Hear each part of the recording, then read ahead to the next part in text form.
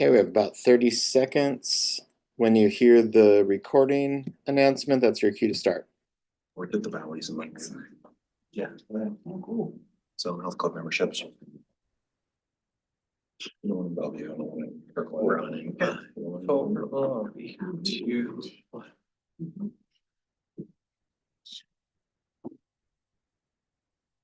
Okay, well, it is 3 o'clock, Thursday, September 26th.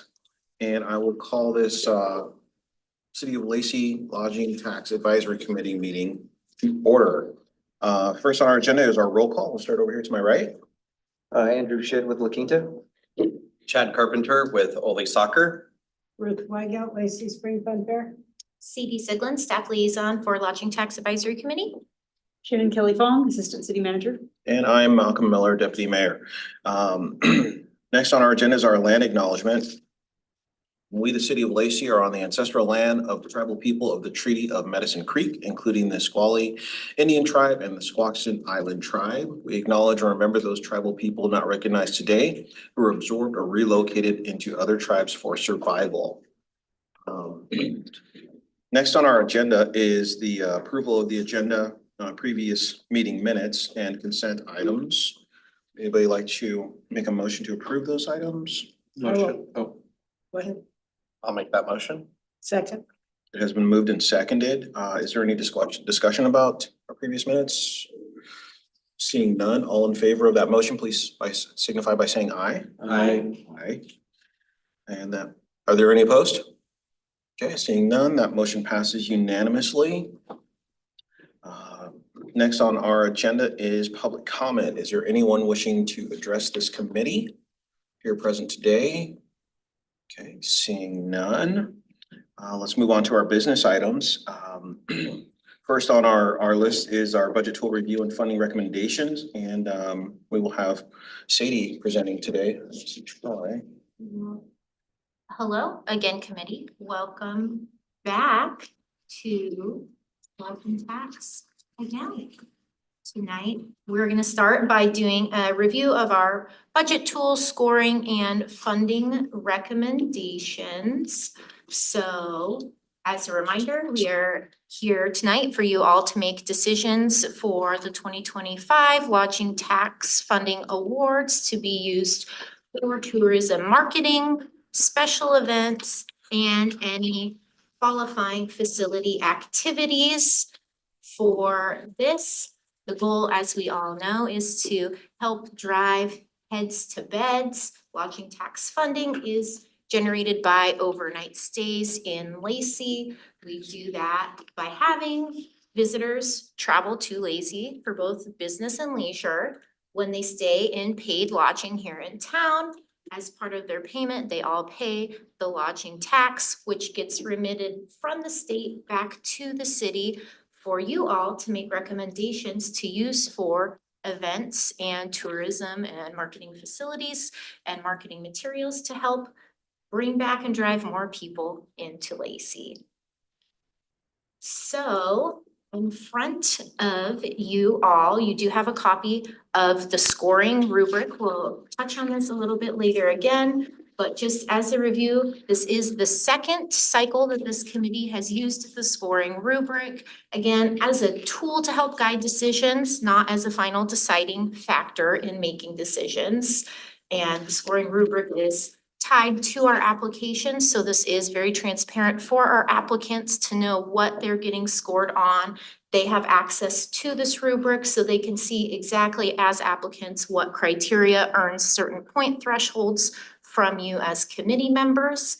And for each application, the maximum is 130 points available with the current scoring weight.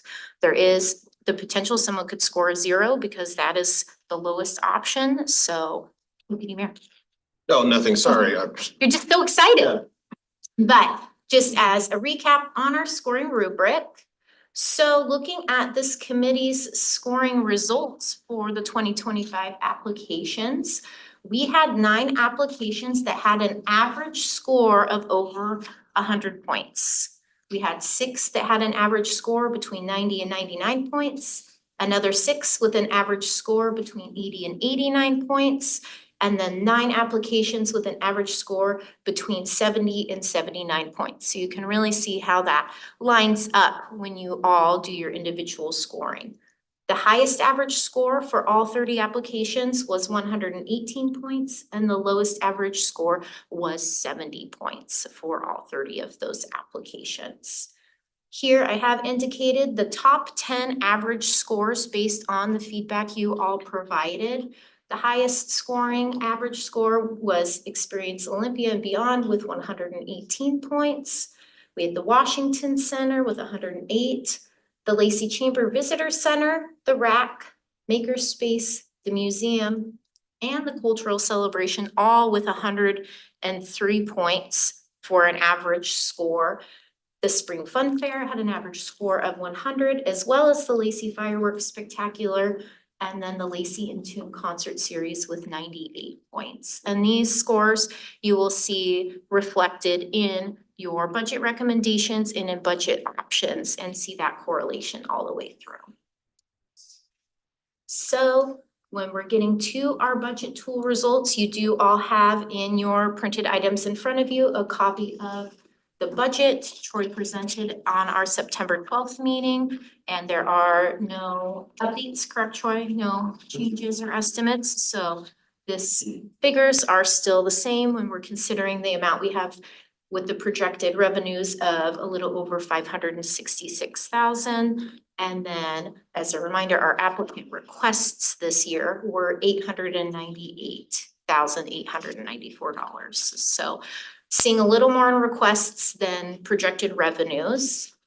This year with the budget tool, we did also add a priority ranking, which you will all see that tied into today's review, ranking what priority applications for you were the most important to fund, and you each selected your top 10 priority applications. Again, this year we had 30 applications, 11 of which were first-time applicants, and this committee saw 15 applicants for supplemental presentations at last week's meeting.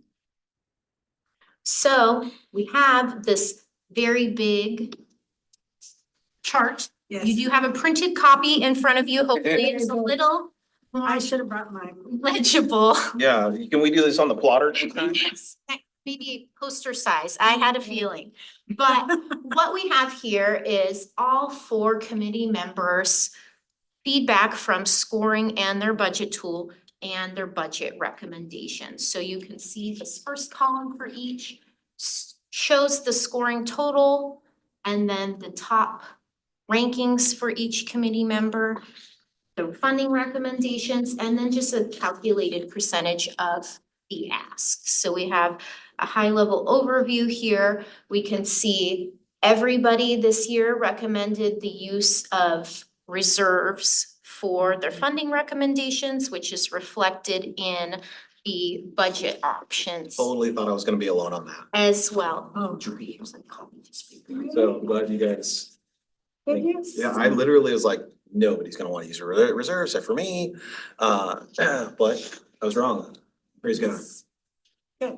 Are there any questions, discussions, comments about the committee recommendations? No, but there's some funds that weren't being used from this year, right? That, how are they reflected in here? So are you talking about the awardee who we've been informed may not? Right. So until the end of the cycle, they do have the potential to use their maximum award, although they have notified the city, it's very likely they won't exhaust their award, so that is not considered in any rollover at this time. What we have is just the projections Troy provided based off of revenues and interest. So whatever they don't end up using, we'll just go back into reserves. Yes, Okay. yes. We'll see that reflected for next year. Yes, so, but until the cycle closes, technically, they still are able to use those funds. And since they did host eligible activities, there is the potential that they will expend some funds. So until we close that cycle, I get it. We committed to it, so we. yeah. But I would I didn't even anticipate. think about that when I asked the question. So- No, you're fine. These bottom 4 boxes, Mhm. how those break down? Are those the committee members? So Or are those? all 4 columns here are all four recommendations, and then this bottom is just totaling by category. So right here, you can see here is the total that committee member 1 recommended and how that broke out as far as tourism marketing versus facility funding versus special events. So it's just kind of breaking out each recommendation for each member by category, so you can see how that Okay, so breaks out. everybody brought their glasses except for me. And I should have, I cannot see this, if I'm being honest. So can we blow that up on there, or is there, if I use my iPad, can I? Yeah, let's see if we can, a solution. Cause to is it that. in? It is in there, so, and I can have a bigger, slightly bigger screen too, so that. I think if it's in there and it's in the civic clerk. Yep. Okay, Yeah, so good. it's- And is there something in particular I can highlight up here? No, I just wanna make sure that I see the full picture. And that's really about it. I don't really. Yeah, Pull up the PDF version of this for us.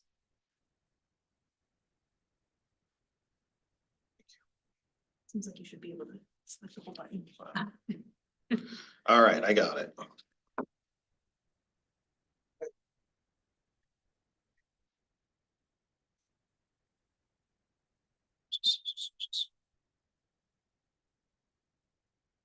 Very interesting, the top 10 scores. Mhm. Some line up, correct, I mean, a lot of them are very similar, so. And we can zoom on anything. We all agreed on the rack. I know, right? Did we? Yeah, Yeah, we all did. Almost. Number one. Oh, for the top 10 score. And so there are a combination of recommendations from all of you. Yeah. Or you will notice a lot of overlap on some of these, and then a lot of these have just one or two recommended options. And at the very far right, what I have added is the average dollar recommendations from all four of you. So this column furthest to the right is averaging for all based on this committee's recommendations. And so where's the total on that? Am I not seeing the total? on No, that is not there. And I can just speak a little bit to that question, if it's going to be significantly more than what the Yeah, 16 is. right. So that is significant to you. Yeah. You know, Sadie could pull up the full numbers here, but I would say around somewhere less than that, Okay. but around. and so what we have. The average total recommendation is 647,703, which is still. 616, that's 31K over. Okay, well, at least we got some room to work with, and so we gotta come down 31K off of the average recommended amount at least, right? And the next printout you will all have in front of you is the, Now, wait a minute. Stop. Stop. You said 647,000, right? And you said we only have to take, That's, so if you take the 647, you subtract the 616, you got 37. And that's just based on recommendation of why aggregate. do our available is gonna be 566, and then you're adding the reserves. Correct. Okay. I'm with you now. Thank you. so the other large printout you all have in front of you are the scoring tool budget options. This is similar to what we saw last year. So taking all of this committee's recommendations, we have prepared 3 options for consideration for how you could potentially fund this. Looking at option A, which is in this orange column, What we have is an option that is based off of a match of the 2024 funding awards. So you have the matching of what this committee awarded applicants in 2024, and then any other applications that this committee had 2 or more committee members recommend funding for, those applicants also have funding applied. And right here in column AK at the end, you can see how many committee members recommended to fund that application. So looking here at the top, from your priority ranking, top 10, 4 out of 4 committee members ranked Experience Olympia and Beyond as a priority to fund. So that is what these priority ranking scores in this column reflect, is how many made the top 10. Okay. Anything that doesn't have a number out of 4 means it was not recommended or noted as a priority top 10 for someone on this committee. So you will see this option provides recommended funding, again, only for applications that received funding for 2024 and additional applications that were identified as a priority by this committee. This recommendation does include the use of $50,000 in reserves for funding in addition to the projected revenues, and leaves around $3,900 remaining out of that. Are there any questions about this option? $3,900 remaining. Out of the 616, Oh, okay. 441. That's what I'd like to say. The- Real quick. Yeah. 100% of top score greater than 100, straight line average fill if 50%. What does that mean? You're at option B already, perfect. So option B is a recommendation based off of this committee's average scores assigned for each application. So any application that this committee had an average score of over 100 points was elected at 100% of their award based on your scores. Everything else in between, as long as 2 or more committee members recommended to fund that event, the rest was distributed between them. So there were 2 applications that this committee did not have a 50% agreement on wanting to fund. So there are 2 you will see that have $0 recommended. The rest was divided equally between everything that scored less than 100 points. Wow. Did that make sense? Yep, it did. It was just fun to listen to. Thank you. I've been practicing that all day. So again, if they received over 100 points, they were given 100% of their ask in this example, and everything else was divided equally amongst the rest, with the exception of 2 applications that did not have a majority funding recommendation from the committee's feedback. Gotcha. So this option also includes the use of $50,000 in reserves, and with that uses all but $348 as is presented. Okay. Any other questions about this option? The final option is based off of the average committee recommendations. So in this example, anyone who received an award in 2024, their award was matched. And then any application, again, that 50% of the committee or more recommended to fund, received the average recommendation divided equally amongst them. So they got the same recommendation from 2024. 2 did not have a majority recommendation to fund, so they are recommended at $0. The rest, the average was divided equally based on this committee's feedback. Gotcha. Make sense? Does. And with this recommendation also includes the use of $50,000 in reserves. And uses all but $551 of that total as is. So what we have are 3 options for you to consider. You don't have to select one, you can select one. This committee can select to adjust funding amounts on any application.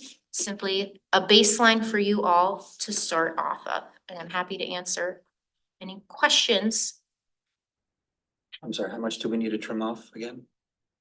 Well, based off the total asks, almost $300,000 if this committee wants to only use. Oh, I'm sorry, I must have misheard then. I thought that we were over budget. Based off the aggregated recommended, or the aggregate portion at the very far right column, Okay. on the previous one, I guess. The black.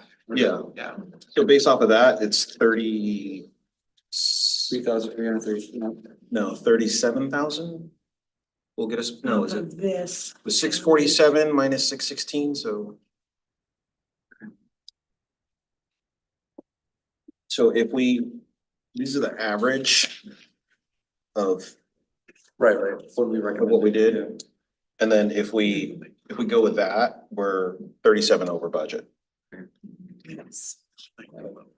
If we can go with this option. If we were Yes. to, If- I say we line item this and start talking. Absolutely. Can I make the suggestion that we use option C as our line item, Baseline. as our baseline? Does that work for the team?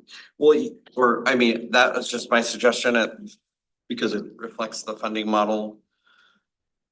I see what you're saying, And that If we're is, gonna- because it's the most generous and it kind of, well, I mean, it kind of helps as the most people and budgetarily it works. So, and Yes, from that that's one, what I we've was gotta thinking. trim off how much? These ones we would not have to.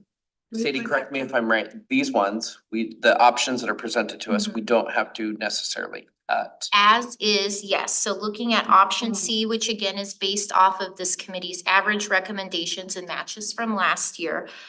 They're out of the budget, including 50,000 in reserves, there's actually $551 remaining. So, and again, C is based off of average recommendations, kind of matching 2024. So if this committee is wanting to discuss based off average recommendations, that would be the most like kind option to use. So you asked for questions and commentary at the Yes. beginning, and I did actually have one when I was going through this. By the time you get to the far right, you might not remember who it was, but you scroll back to the left to see who Yes. it was. Did you guys have that? I did. Yes. Okay. And am I hearing, do we want to look at option C to start on this? Yeah, I feel like option B is too polarizing. I mean, it's a stark contrast. I mean, it's reality, but it's I think like Deputy Mayor said, it's the most generous is to look at option C. And so what I can And we can do- we can go high, low, red, black. And what I can do here, Deputy Mayor, is hide, like you were saying, all of these, so now we can see the applicant and just this option, so we have Yeah, that's a helpful. bigger close up.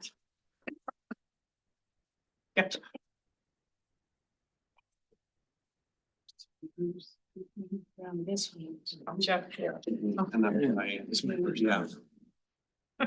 And here, then can I ask one more question? Yes. Is Troy, are you following along and saying where we are in live mode? I'm going to try. And We also have that option. yeah, and so option D right here will auto calculate for you all as we go. He's smart, you're folding your paper. got so to, man. Yeah, I know it, so I didn't know how to do that on I the. don't know where their ask So- is and what we've done, given them before. But Troy would have that. Okay. Oh, So right here as well, Would you like it? I'll swap you. And I'll fold that one. In today's class, we're gonna learn how to do that. yes. Sorry, Chris, this is behind the scenes. All right, Good, thank we you. get to this step. Continue. And I have collapsed that up here as well, so hopefully that's a little bit That's what I shoulda, coulda, woulda did at. to see. So we have the applicant, if they had funding, what that amount was. how much they requested this year, Okay. this committee's average recommendation, Okay. and then here's option C. And what I can do here is plug in recommendations and then fine tune as we go. Can you full screen that? Or is that even This an is option as on full Excel? screen as Excel gets, unfortunately. Can we go bottom right? You Go, go bottom right plus button, I can make it bigger. ooh, that's even better. Yeah. or keep going. Oh, now I've done it. Oh, no. Go back, yeah, there you go. Yeah. Okay, Yeah. I'll start. Even bigger. I knew this was I'm pretty ready. good. One more. Here we Yeah. go. Is that it? Right there? Uh-huh. Paul's a fix-it guy. Paul's a guy of solutions. There we go. There, I think this is as big as we can get. I can. Beautiful. Yeah, That's good. I can Okay. see it. Thank you. So I will let I- you all. I would make a recommendation at 100,000 on Experience Olympia. I'll Anybody? concur. I'd agree. I'd agree too. They're our main DMO, so. Yeah, Washington Center, you know, it would seem like they would have up their ask a whole lot more. They're really, I think, trying to take it easy on us or understanding the pot of money. I think they were 34.5 before and now they're at, Yeah, I think they asked for, 35, yeah, they asked for 30 last year. 30, 30 yeah. last This year, so. I don't know. I was just still like, what are you doing for Lacey? You know what I mean? Right. They didn't have a real clear answer. They just said, yeah, we get lots of people in town, but our actors and our performers all stay in Olympia. It's like, you know, how does Lacey benefit from that? I don't know. I What agree say with you. thoughts? Yeah. So. 20. our aggregate is 24.5. Correct. 22, Well, let's keep track of what we're trimming. So on the first Well, one, we can go back, okay. we trimmed 2,500, right? From, From, well, the average recommendation between all of you was the 102, 500,000. right.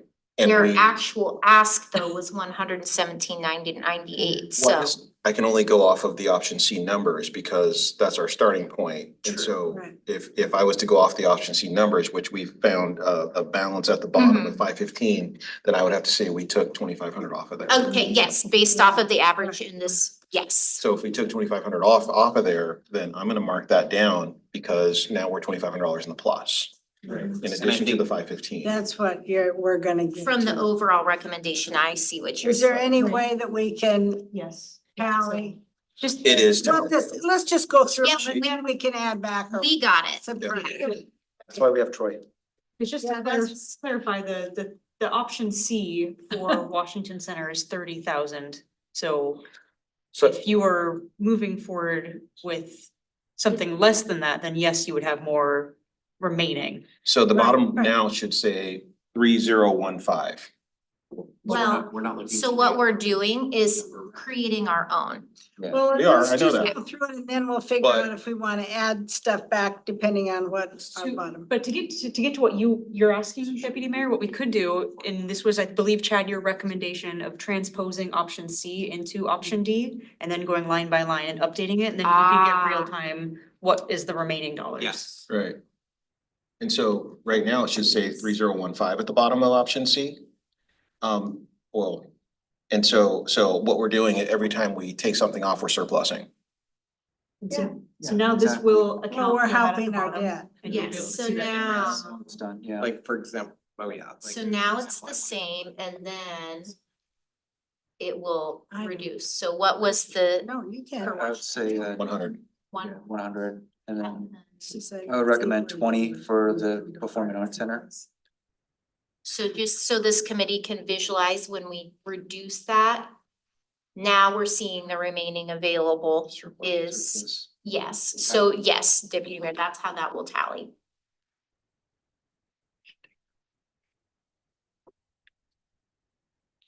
Washington Center, Is that where we're at? there's 20 on the table. 20 on the table, okay. I mean, until they can Anybody show else? it that they can really do something Yeah. for the Lacey area, I don't feel like they didn't give this a strong enough presentation. And if this is about heads and beds, truly, they didn't address that, so that's why I feel. Same. Comfortable with 20 as well. They did give us a couple free days at the Washington Center. They give every Every jurisdiction jurisdiction. that Yeah, too, so they do. every It's jurisdiction, part of it's the- built in their contract, It's so. part did of not the know that. contract for years. I was feeling special as a city for a minute there. It's We're been for special. years. We even had a It's in every contract. work session the other night where people are like, oh, we want that, because we're offering Yeah, to the right, public. that. And to I've always clarify, done that. those 3 days are independent of their contract for lodging tax funding, so that is a unique and is not dependent on this or impacted by this. Correct. Correct. So we got 2 at Let's 20. leave it, You have 3 Let's- 20. You got 3 at 20? well, let's leave it there For now, for yeah. now. Okay. Yeah. And that takes off how much? 4,500? So now remaining there is $10,551 in this option. Okay, next. Next. Yes. Visitor center. Lacey Visitor Center. Okay, let's talk about that one. I put them at 70. And the reason why, Mhm. if I don't want Lacey to end up without Right. a visitor center, right? And so that's, I know they're 1.5 employees. And so, I'd like to do more for them than we did last year. But I'd like to see where you guys are at on it. Because Okay, if we end up so- being the only city without a visitor center, We are the only city that has one. okay, I think I read. Olympia has one. Mm-mm. Well, I read it in something. Swear to God, I read it. Maybe I'm crazy, but I could be, but I don't think Olympia does, huh? Hey Siri, It used to be. does Olympia have a visitor center? Let's get AI in this. See what Maybe happens. it was in Lacey's application that said you're the only ones that had a visitor center. The reason I question giving them that amount of money is we used to give them that amount of money and they would have 3.5 employees. Now they have 1.5 or 1 3/4. So what happened? Wages? I don't know. Yeah, Maybe. anyway, No visitor center. huh? No, Olympia doesn't yeah, have a visitor I didn't center. think so. So So I'm in agreement. I mean, I want to keep them open, but also when, I guess my thought is when a person doesn't, you have to live within your budget, I guess. And like I'm saying is they had 3.5 employees when they were over off of Golf Club or wherever that Oh, was. behind Paulson's. Yeah. And now they have 1.5. How many events were they doing back then? You know what? I don't know. Cause I go to their events and I'm just like, Yeah, no, they have some good events, And but I they think should that's- be making money too. I mean. that's where I'm like, I want these events to stop, cause I see No, I like don't the either. crowd is big. Yeah, Can we change that, sorry, can we change that color and can we flag it for a return back? Yes, Thank you. what I will do is highlight this and we can come back to the visitor I center. don't know how anybody else feels, but I didn't even know we had one, honestly, until it's brought up in this meeting. And the previous meeting too, I still was on my kind of like to-do list is to go visit them and see exactly what they do, but I've been over there because I was a volunteer for the barbecue festival, mhm, that they put on in Hunter Park. And, I went over for like the training for that. I've been to the sip and serve and whatever that one is, the wine thing, even though I don't drink. Shop. Winterfest, Sip Winterfest. Safe. yeah, That was a cool event. I think they did a golf event, mhm. not a golfer. I didn't go to that. No, they do, that's basically what Cheryl's job is to be the special events coordinator, I think. And yeah, she puts on good events, She does. no question about it, but they should be fundraisers then too, which I'm sure they are. I think I was a waiter at a fundraiser for them out at a golf course. Way out in the woods. Oh, you mean of the Olympia? And Country Club? Yeah, Yeah, yeah, I was a waiter there. Ruth, you were correct. They, in their application, did state that they are home to the only visitor center in Lacey, Olympia, and Tumwater area. goodness, I'm So not crazy. would this committee like to continue to review the visitor center or move on to the next and come back? I think we should move on to the next. My recommendation is that we move on and come back. I'll second that. Who's next? Next is the rec.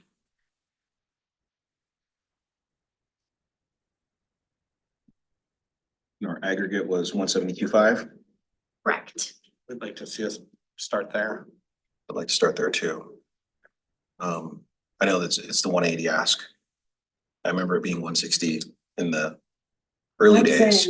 I'm saying 180 only because if we don't have the rack, I mean, the rack is a real tourist attraction. It's the most heads and beds we get, and then Yeah, Yeah. right.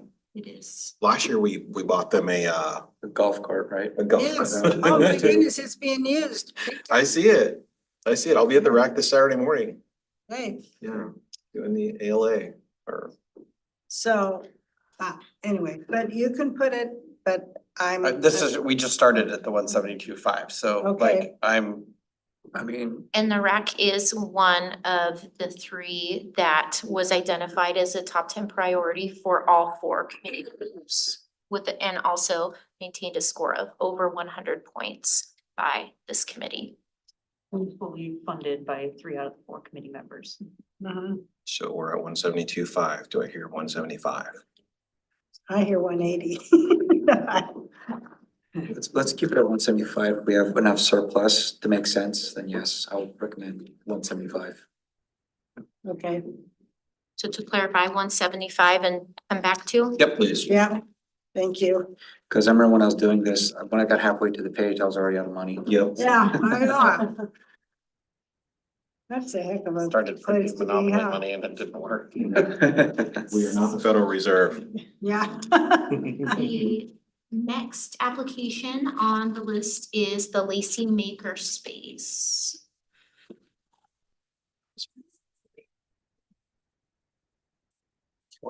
We were discussing earlier that they did have a break-in and they lost what, $20,000 worth of equipment. I believe they do. So insurance will cover that. Oh, I don't know, that's what I was asking. So my question is will they still be able to throw the events in light of all their equipment being stolen? No, I Well, I don't think think it would be insured. but- So What was their score? Sorry. the score for the maker space is 100. So they are an application that scored 100 and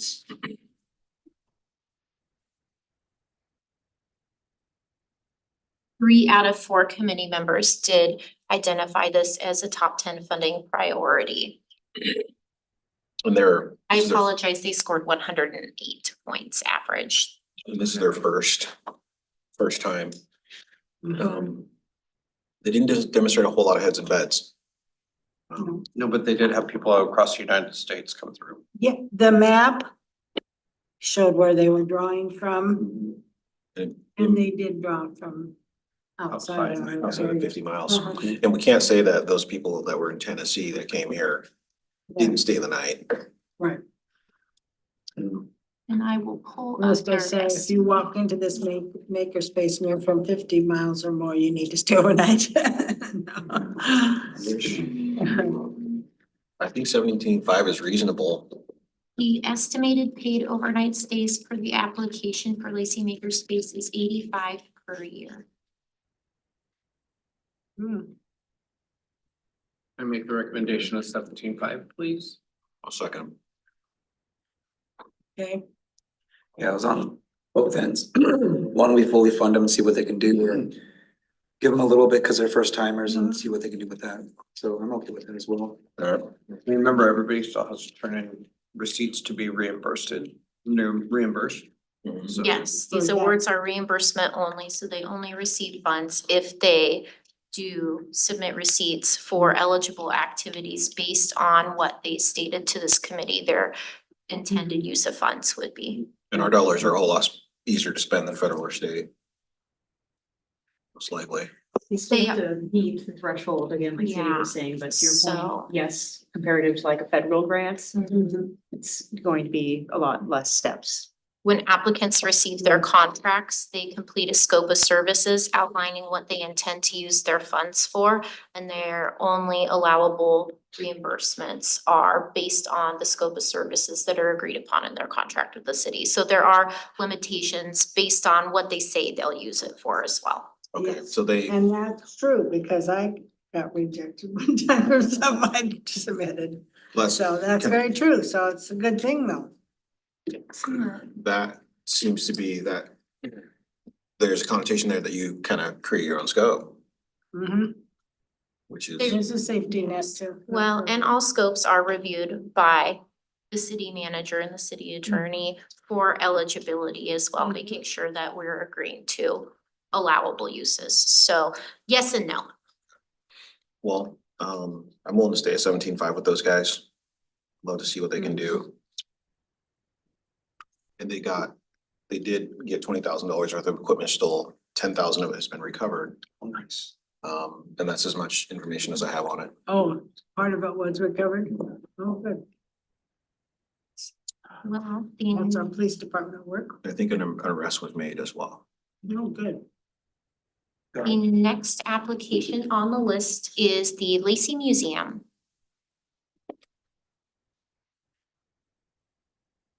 Our average aggregate on that was 37,867. Is that the only one with the odd number? 37,667 was the average recommendation. And this application was scored 80 points. And this is the last one of the tourism related facility applications, if I'm correct. Correct. So they're at 1.5 employees as well, right? You know, I'm not sure on the current staffing for the museum. At least. Doing an intern? Yes. 200 intern, where other sources are they drawing from? I What can, did they, let me. city, General general fund?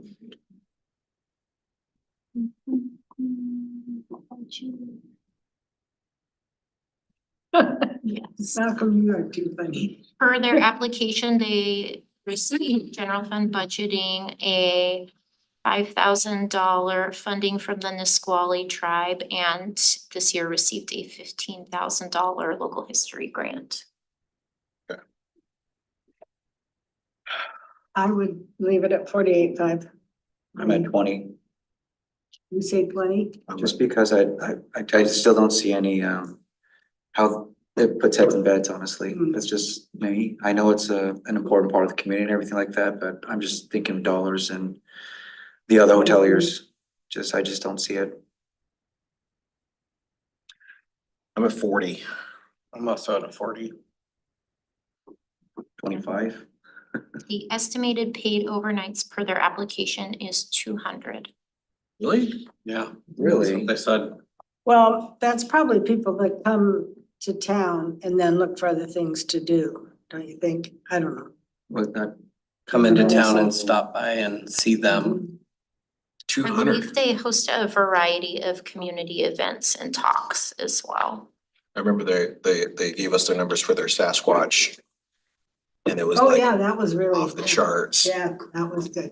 It is the highest watched video for the last, I believe, 4 years, every year. Okay, so you're saying 20, you're saying, I'll definitely do 40. I said 40. yeah, 40. We'd like to start with a 40 and then revisit. Please.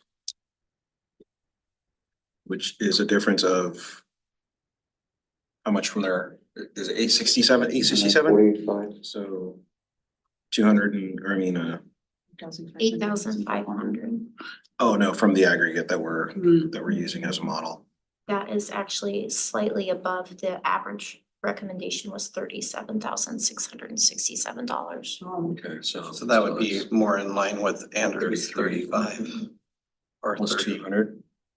Sure. So that's $333. Or, I know, but he did bump it up. He did bump it up a Oh, little bit. thank you. Hearing 40 for now, so moving on to the next application, and now all of these remaining applications are in the special events category, just for awareness.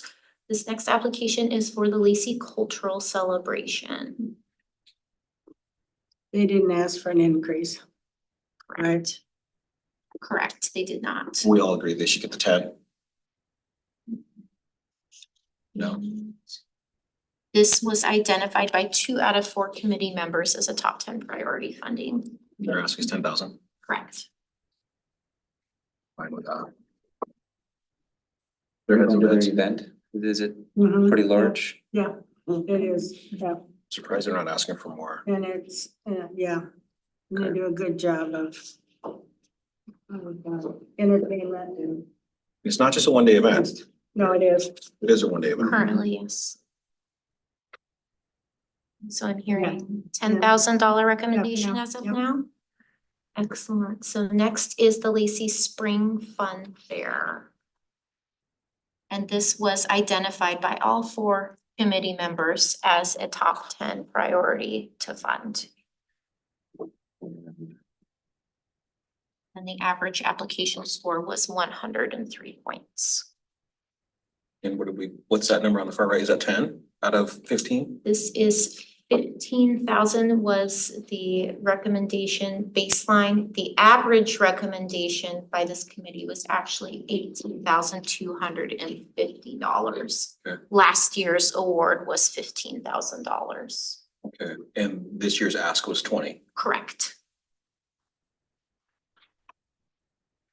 I can't say.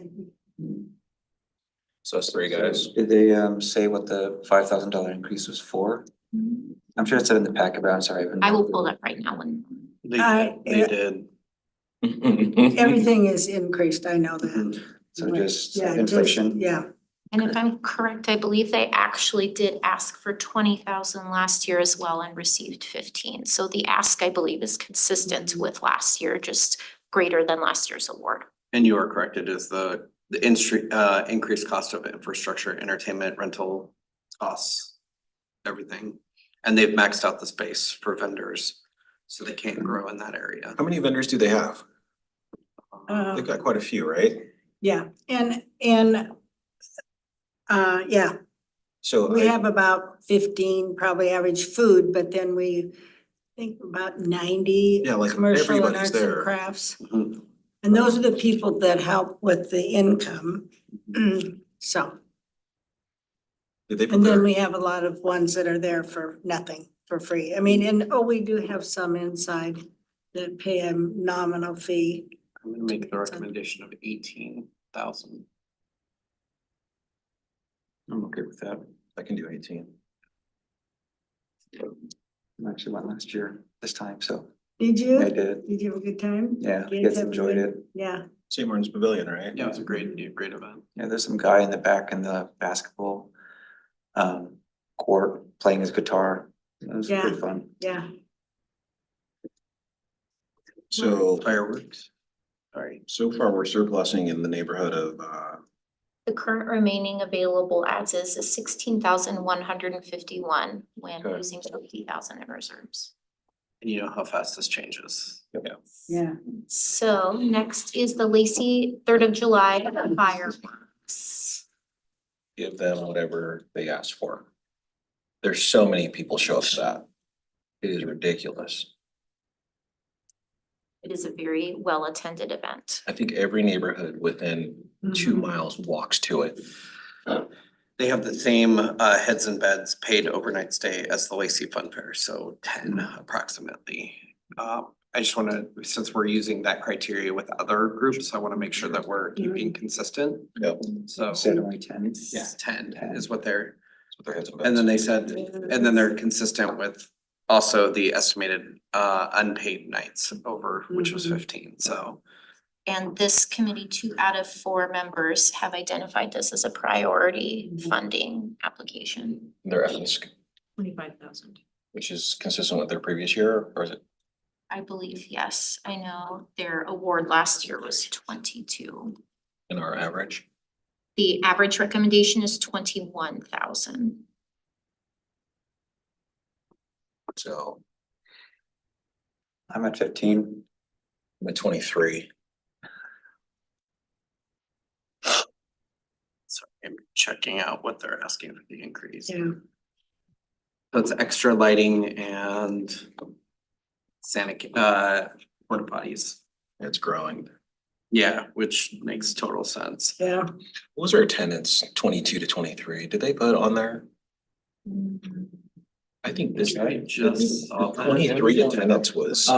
They added on our iPads another tab. Oh, another with tab. The applications on it. Oh, It's the yeah. last Yep. meeting. There you go. So I'm on six D dot C dash 2025 special event applications. For the record, if anyone's following along. That's where if I hadn't printed. Oh, God. Yes. Okay, so we're at, It's Yeah, page yes, 36 yes. of 439 if you really wanna get specific. So Getting applications. And we're going in. There we go. Yeah, we're going in order, the so. 2023 reported attendance was 20,000. And then this year, they wrote down the application of 30,000 plus. Estimated attendance, Estimated. yes. So, So if we were to let's see here. take their heads and beds and divide it by the number of attendees, we should get a few more heads and beds this year. I mean, assuming they increase attendance, 20,000, we got 10 heads and beds.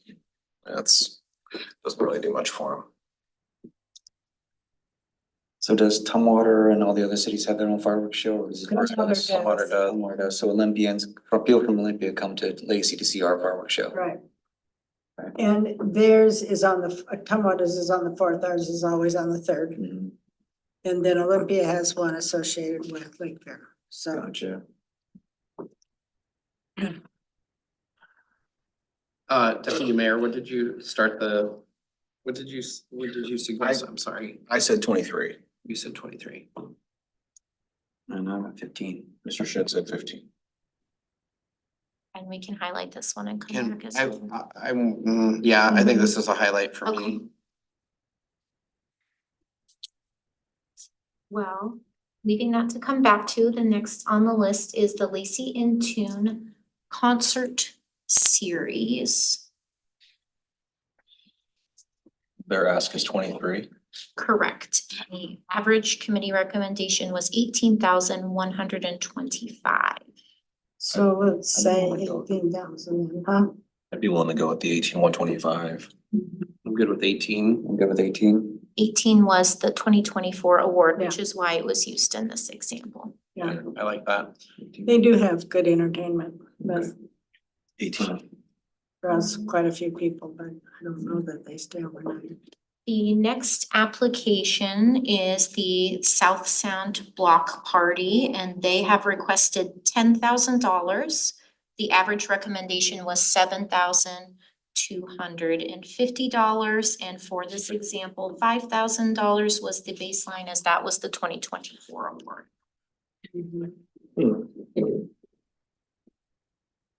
I didn't get to go last year. There we go. I didn't get to go this last year. There was a death in my family, so that's the only thing that prevented me from going. Otherwise, you would have been down there. Otherwise, I would have been there. Did you say you've been there before and it was awesome? Mhm. I also, just following what we've asked of the group, we've asked them to, if we were to do, we asked them in previous years to provide Lacey as on the webpage and to put Lacey hotels on there. They did that ask. They also gave us that specific data, even though it came in afterwards, obviously due to the event being so close.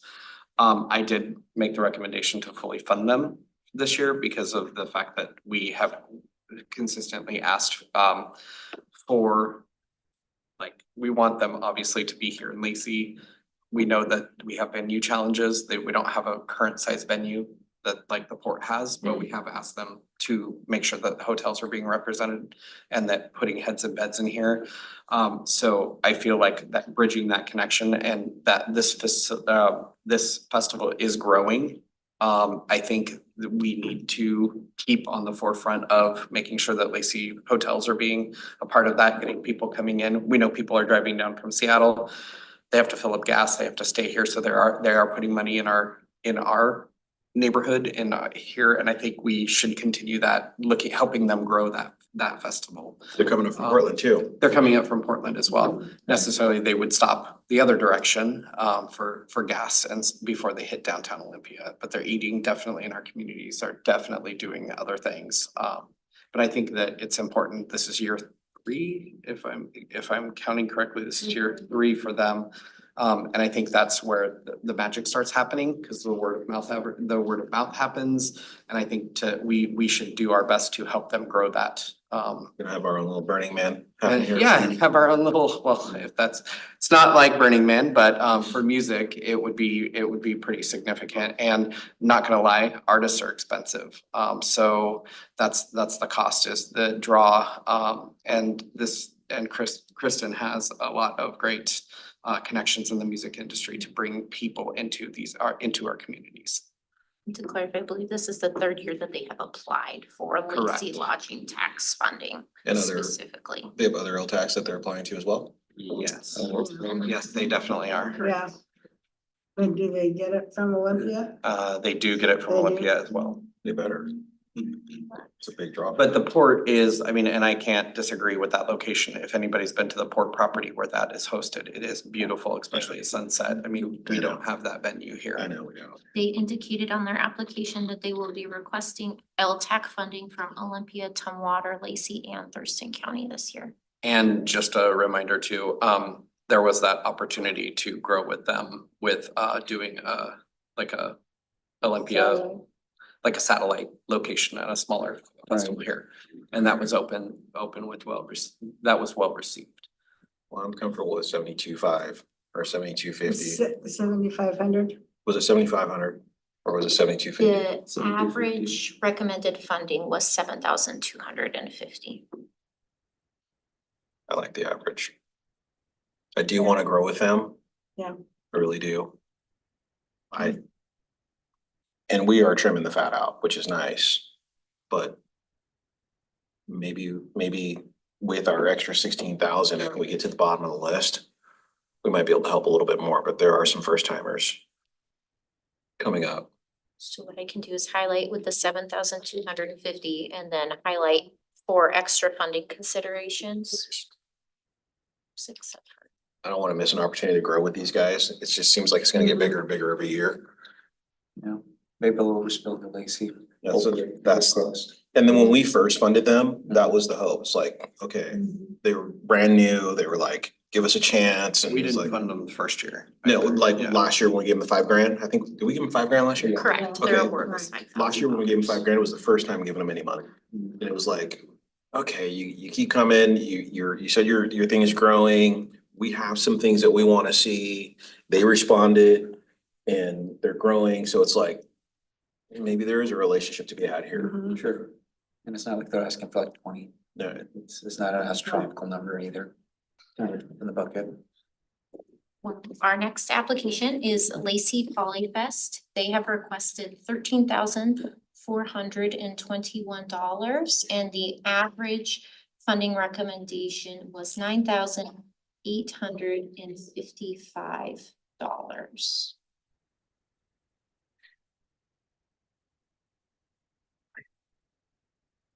I'm full funding on this one. Not because I've gone every year. But I know how many people come from the rest of the Samoan community that comes from Everett, from Seattle, from all these different areas. And so I got invited to this thing at the Emerald Queen Casino where they were having like their award ceremonies, because the Polyfest that we have here is put on by a group that has chapters throughout the Northwest.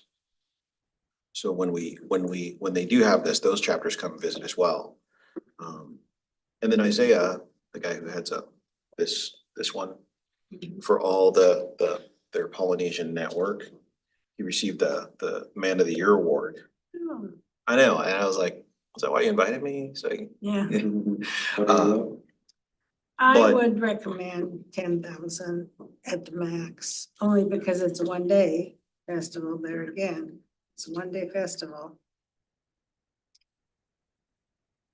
how about you guys?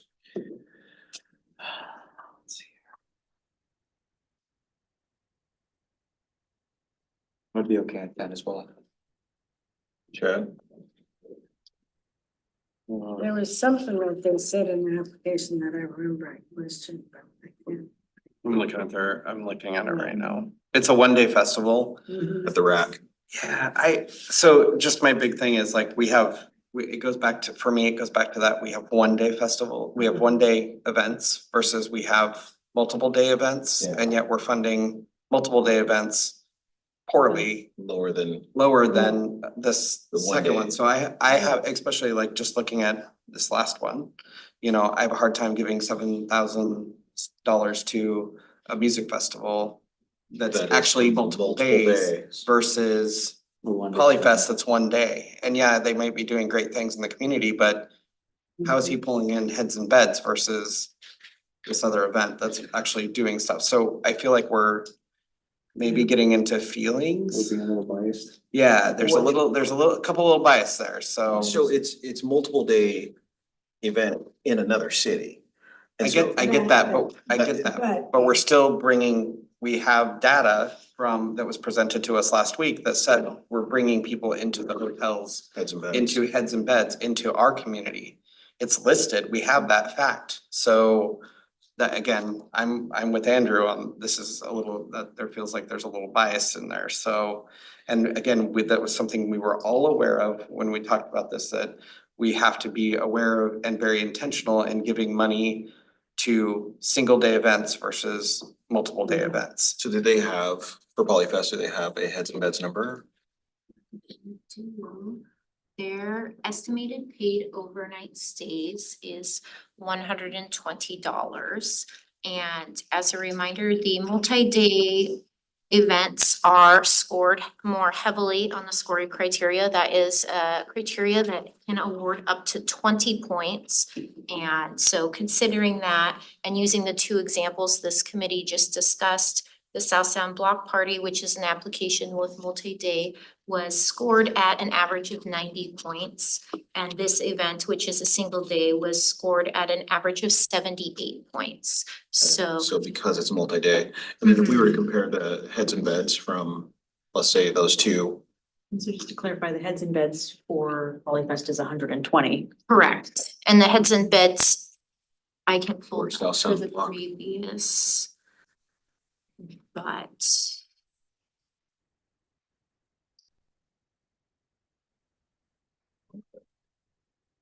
We'll get there, and we know that we're gonna have to go through this again. 150. okay, so they're about 30 off. Then we have 10 on the table. Twice, See here. 10,000.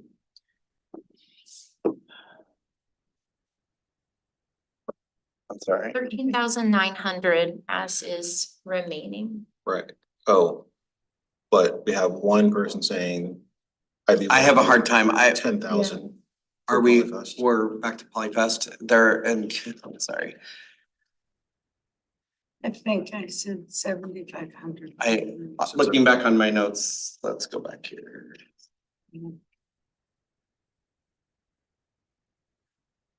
I said 8 grand on In your score. my scoring. I scored at 8 grand. And it looks like there's. Yeah, and you did. The highest committee recommendation for Polyfest was the full ask of 13,421, and the lowest committee member recommendation was 5,000. There's a reason for that. I can't remember what it was. You wanna go back to the application No, I right here? don't, yeah. And we can skip this one and come back if the committee would like to. Can we, revisit it. would people humor me at putting 8 grand, starting there and going back and revisiting? Absolutely. Yeah, I would be that, I'd be for that. And that would give Ruth enough time to go back and take a look at her notes too, potentially. And the $8,000 is what compared to the average? See. The there- $8,000 this is what I'm actually thinking. less than So why should the we- average. 9,855 was the average. Thank you, Shannon. I think I saw that too. It's the same. It's a total budget They're asking us to to fund totally their whole fund their budget. totally budget. Yeah, Yeah, that's what I that said. was what I Is was. that, you saw? okay. Yeah, it says, what is your total budget for your activities? And it says 13,421, and why should we? Fund the whole thing. Yeah. The whole thing. But I don't know if that was a misinterpretation on their part, but that's what I had, and it's up here too. It's listed twice, yeah. Yeah, so, Have you guys been in this one yet? I wanna say I went the I have. first or second year. I think I went year number 2. That's close to my house. I still live there. So I still think putting $8,000 in, coming back to it at the very end is Yep. the responsible thing to do. So too. I have indicated that to return to, so Thank with you. that, the next is the Washington State Senior Games. They requested $15,000. This applicant received $5,000 award in 2024. The average committee recommendation for this application is $10,750, and 2 out of 4 committee members recommended this as a top 10 funding priority. And there had some beds. Yeah, well, the reason, I think at the VCB, we heard that they were the largest attraction of visitors. But I do see athletes coming to my hotel, and I know a couple of hotels kind of expect an RV or two, so. Did they get their pickleball paddles with them? Oh, no, you can tell, they have their, like, you know, their equipment and everything like that. The estimated paid overnights is $365 Oh, geez. for their application. Yeah, And 1,500 people out of town coming in, so. And this application scored an average 93 points. 1,500 people. Or 300 people comes to. 365 as 365. estimated paid overnights, 1,800 total estimated participants. And of those, 1,200 were estimated to travel greater than 50 miles or more per their application. Sounds like full funding to me. And that's Yeah. at Rainier Vista? well, it's all over. Yeah, it's. They- Oh, yeah, they have. They had proposed several routes in their application, all Circus, LA Fitness. So, Yes, Facilities, but facilities, yes, that is thank one you. of the facilities that they host a lot of events Right. at. And And I think they do swimming at the Y. They're asking for 12 or 15, correct? Yes, they have asked for 15,000. And they- I'd make the recommendation of 13. which is how much above our average? the average was 10,750 for this application. I second, with Chad, 13. That's a lot of heads and beds. Yeah, we'll come back to it. Mhm. So that would minus. Because I remember at that annual meeting, they were I remember asking, the hearing that question too, is yeah. who brings the most heads and beds, and it was, a lot of people didn't guess that. Do you remember? I do remember that and it was pretty shocking and Yeah. everybody kind of turned around and was like, whoa. Yeah. Cause they can afford hotels. Mhm. The next application on the list is the Thurston County Fair and Event Center. They have asked for $25,000 in funding. The average recommendation by this committee was 17,000. 2 out of 4 committee members have identified this as a top 10 priority, and this application did receive 103 points. You know, the thing I like about this one is number one, you can't get there without going through Lacey. Right? Mhm. Several multi-day events Mhm. with these Yeah. guys. Right. You know, and if you're gonna do a multi-day event and it's gonna be at the Thurston County Fairgrounds and you're gonna have to go through Lacey to get there, you're most likely gonna Mhm. stay in a Lacey hotel. Right. What I really liked about them is that it's a multiple event venue, so it's just not just the fair. Their demographics was a little bit different to me because the senior games, I mean, well, I guess it pans out. They had 11,000 people that traveled more than 50 miles and 6,000 paid nights of hotel. So I think that might be in a year, not just the fair, Okay. just like as the event center as well. Right, So that could be, so I feel like that's a that's huge. pretty significant, especially in our backyard. And I'd like to remind the community that this is their first time that they ever coming to ask money, at least it was presented that way.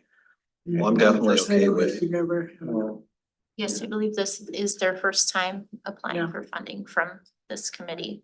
I'm definitely okay with the average I'm okay with the average to start. to start. Yeah. Yeah, Mhm. I like that they were gonna have more fall events, so during our slow time, we really appreciate it. I like that they had some capital projects on the horizon. And I do remember that she said she would be willing to work with like a host hotel, or she would make that Right. suggestion. So I thought that was, she was very, Thomasino was very open for that. Plus, I think nobody's been in her position, she said, so. The first person in the past 15 Yeah. years. Yeah. To actually be at the helm, Right. so. It's maybe we promising. better- Yeah, so Good. actually, Let's grow together. let's do it. Excellent. Well, the next application for Bring visitors consideration to my neighborhood. is the Olympia Harbor Days Yeah. Festival. This is another first time application. They have requested $10,000 in funding. This committee's average recommendation was $4,667. And this event had an average score of 83 points. So Harbor Days is a downtown boating thing, right? They are located in Olympia, correct? It's the Labor Day weekend, I believe. Harbor Yes. Days is the tugboat. Tugboat races. Begins August 29th through August 31st is what they have listed for their 2025 dates. Okay.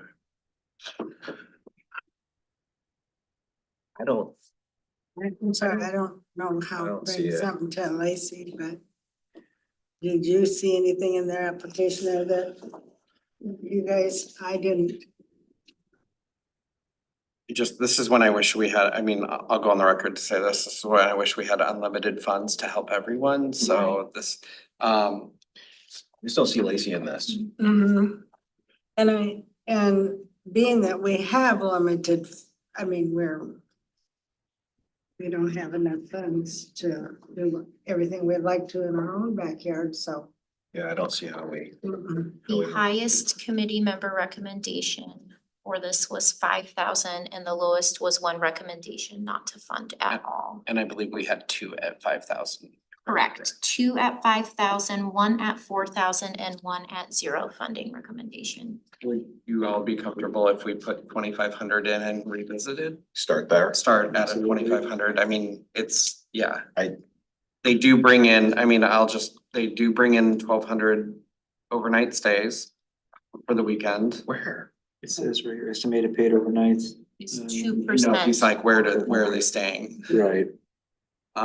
So for a 3-day event, they're doing 1,200? mhm, Or and are they saying like, hey, we as the Olympia Yacht Club, we do 1,200? well, it's not the, The not South club, Sound South Sound. Heritage Maritime Association. Oh, so not the okay. yacht club. And it would be, Their Mm. estimated attendance is 60,000 plus per their application. Of that, an estimated 15% or approximately 9,000 will travel from 50 miles or greater, excuse me, and paid overnights are estimated at 2% or approximately 1,200. So most people come and stay with a friend or stay on their boat. They do They do bring estimate a lot of- 7% or 4,200 paid or unpaid stays, excuse me, so. I would- 2%. Yeah, most of their funding, just to let everyone know, comes from booth sales sponsorship from 30 businesses and tribes at Port of Olympia and City of Olympia Docks Park and Services. Did they say whether any of those businesses are located in Lacey? They didn't, I do not believe that they listed Lacey businesses. I can go back and take a look. Business location is not. Comfortable starting at 25 and revisiting? yeah, Like we need to Justin. revisit because I feel like sometimes we're just throwing a little bit of money here and there instead of Like fishing? keeping up with, yeah. Like, hey. I'll still say what I've stood by all along is that we have not had a meeting with other LTACs. jurisdictions, LTACs, to determine what is funding in other, well, I mean, we've talked about it, we brought it up in our own research, but we really, like, what is what's more appropriate for Olympia versus Lacey versus Tumwater or Thurston County as a whole? Like where are we funding and why there's a lot of times I feel like after we see the research, there's a lot of times that an event happens in Lacey or let's say Olympia. And we're funding more than other jurisdictions. And Right. it seems a little, to me, it seems counterintuitive and it just doesn't seem. So I agree with Ruth, it feels like sometimes we are more generous when I think we should be focusing in on the heads and beds in our community. So, off season, maybe, or sometime, you know, I've wanted to get together with the other LTACs.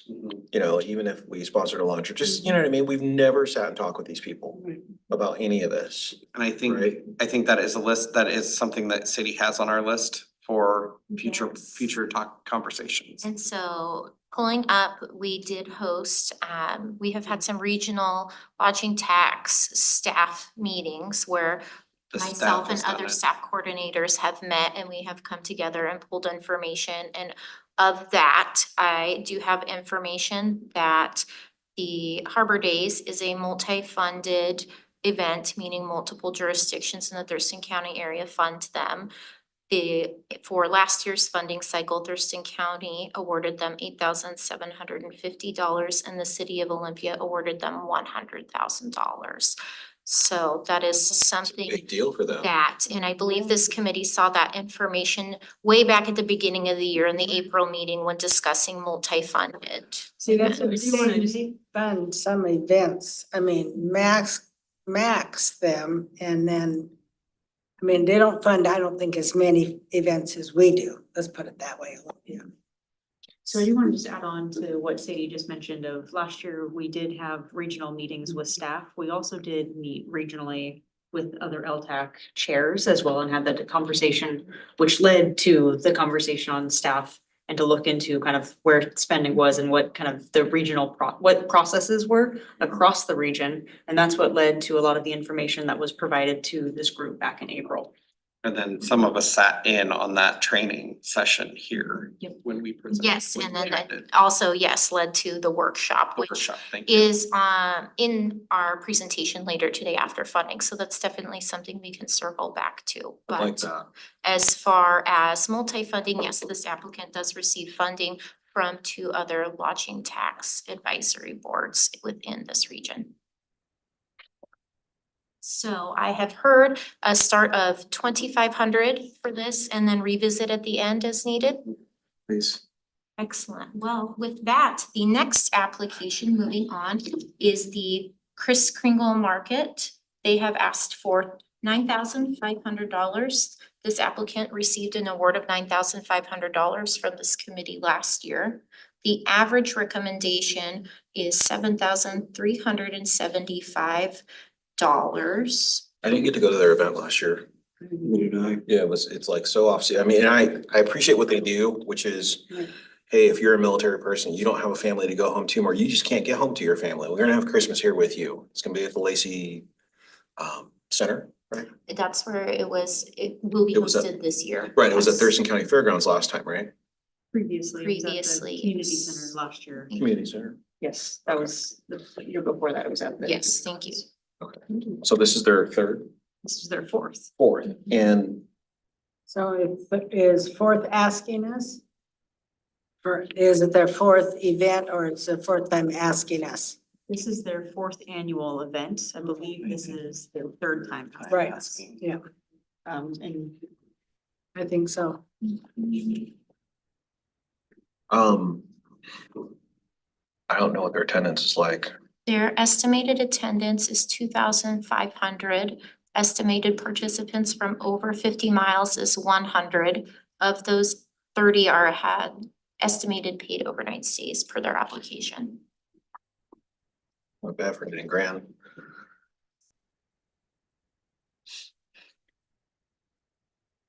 And these are military wives who put this on. Correct. Mhm. Yes. I'd like to start at, I'd like to start at 6,000. It is in our community, but looking back, and I'm really focused in on heads and beds in our I'm area. looking at 30 nights. Yeah. 30 rooms. 30 estimated paid stays Yep. out of 2,500 estimated participants. So a lot of people are coming and staying with family. And this application did have an average score of 88 points, So if we started, and their ask is 9,500. We start at 6, I wonder if they'll make it. I'd be willing to start at 6. Yeah. Yeah.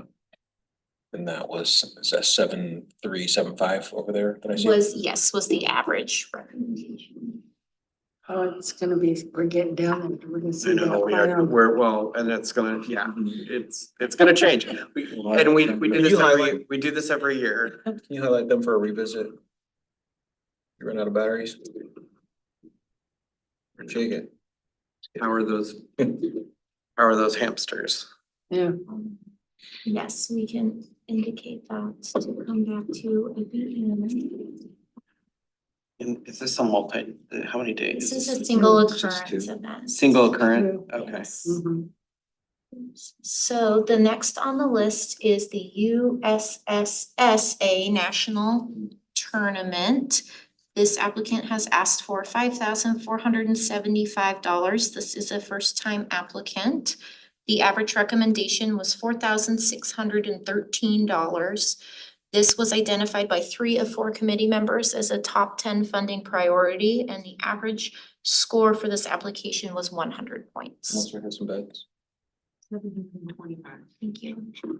Yeah, because they come from all over, so 7.25. they have to, Is that the highest? they have to stay somewhere. Well, the highest So is I the saw rack, 22,000 22,000. feedback from this event, so definitely Oh, I'd fully fund this. Well, I mean, Yeah, I would the too. rack is a facility, we're talking Multi-day just event, event. sports Right. days is They good have with the this- hotels here. Yeah, I think that's pretty high. What's the That's ask? high I'm as I've been sorry. so far. The ask is 5,475. The estimated participants are 4,200. Of those, 2,600 are anticipated to travel greater than 50 miles, and 725 are expected to Yeah. stay and paid That's what I heard. overnights. And I would recommend fully funding. I would. 3 of us are. second, third, 4, that's all Yeah. 4. fourth, fully funded. Excellent, so. I'm surprised they're not asking for more. I know it. Mayor, to answer your Let's see, question this is on what- events specifically of heads and Of beds, the something. estimated highest ones was Personal Don't County get your Fair and damn Event Center sponsors. of 6,000. People are asking for 6 grand, and they're 1,200. 4,000 people, just. Yeah. Tournament, we're just talking about at can't- 725. a great event. And then you have Ollie soccer at 18. That's Juneteenth next, yes it is. Yeah. So- Well, Excellent, well. I haven't either. It's on my priority for this year. Same, right? With the recommendation to fully fund this ask, the next application is, go ahead. Difference between recommendation, difference between the fully asked and the average. 1,250. 450, Did I Monty math that right? close enough. Thank you. Excellent. So moving to the next applicant, Juneteenth, this applicant has asked for $10,000 in 2024. They were awarded $10,000. The average recommendation from this committee is $8,750. 1 of 4 committee members did identify this on their top 10 priority ranking. And this application received an average score of 75 points. I would wanna do at least the average. 7,500. Yeah, I think this is an event that's been going on for 40 years. Yes, it has. And to clarify, the average was 8,750. I think it's an important event in our community. I think it's a very important event in our community. The attendance, the amount of ask of money versus the attendance is what is troublesome to me. Yeah. What is it? 1,500 for. 1,500 people And only 10 overnight and stays. 10 And overnight overnight stays. stays. And again, it goes back to the examples I've already previously used. Even though events are not necessarily tied into our community or happening here, that's a lot of money for even average of personal attendance. So if we go with the average and then 8,750. revisit and see if there's room, I'm comfortable starting at 8,000 and revisiting. let's do it. Are you okay? Mhm. All right. The total budget's 14,450. So it'd be more than fully funded, it'd be more We're than. basically funding the whole thing. 14,800 still. So that's, Yeah.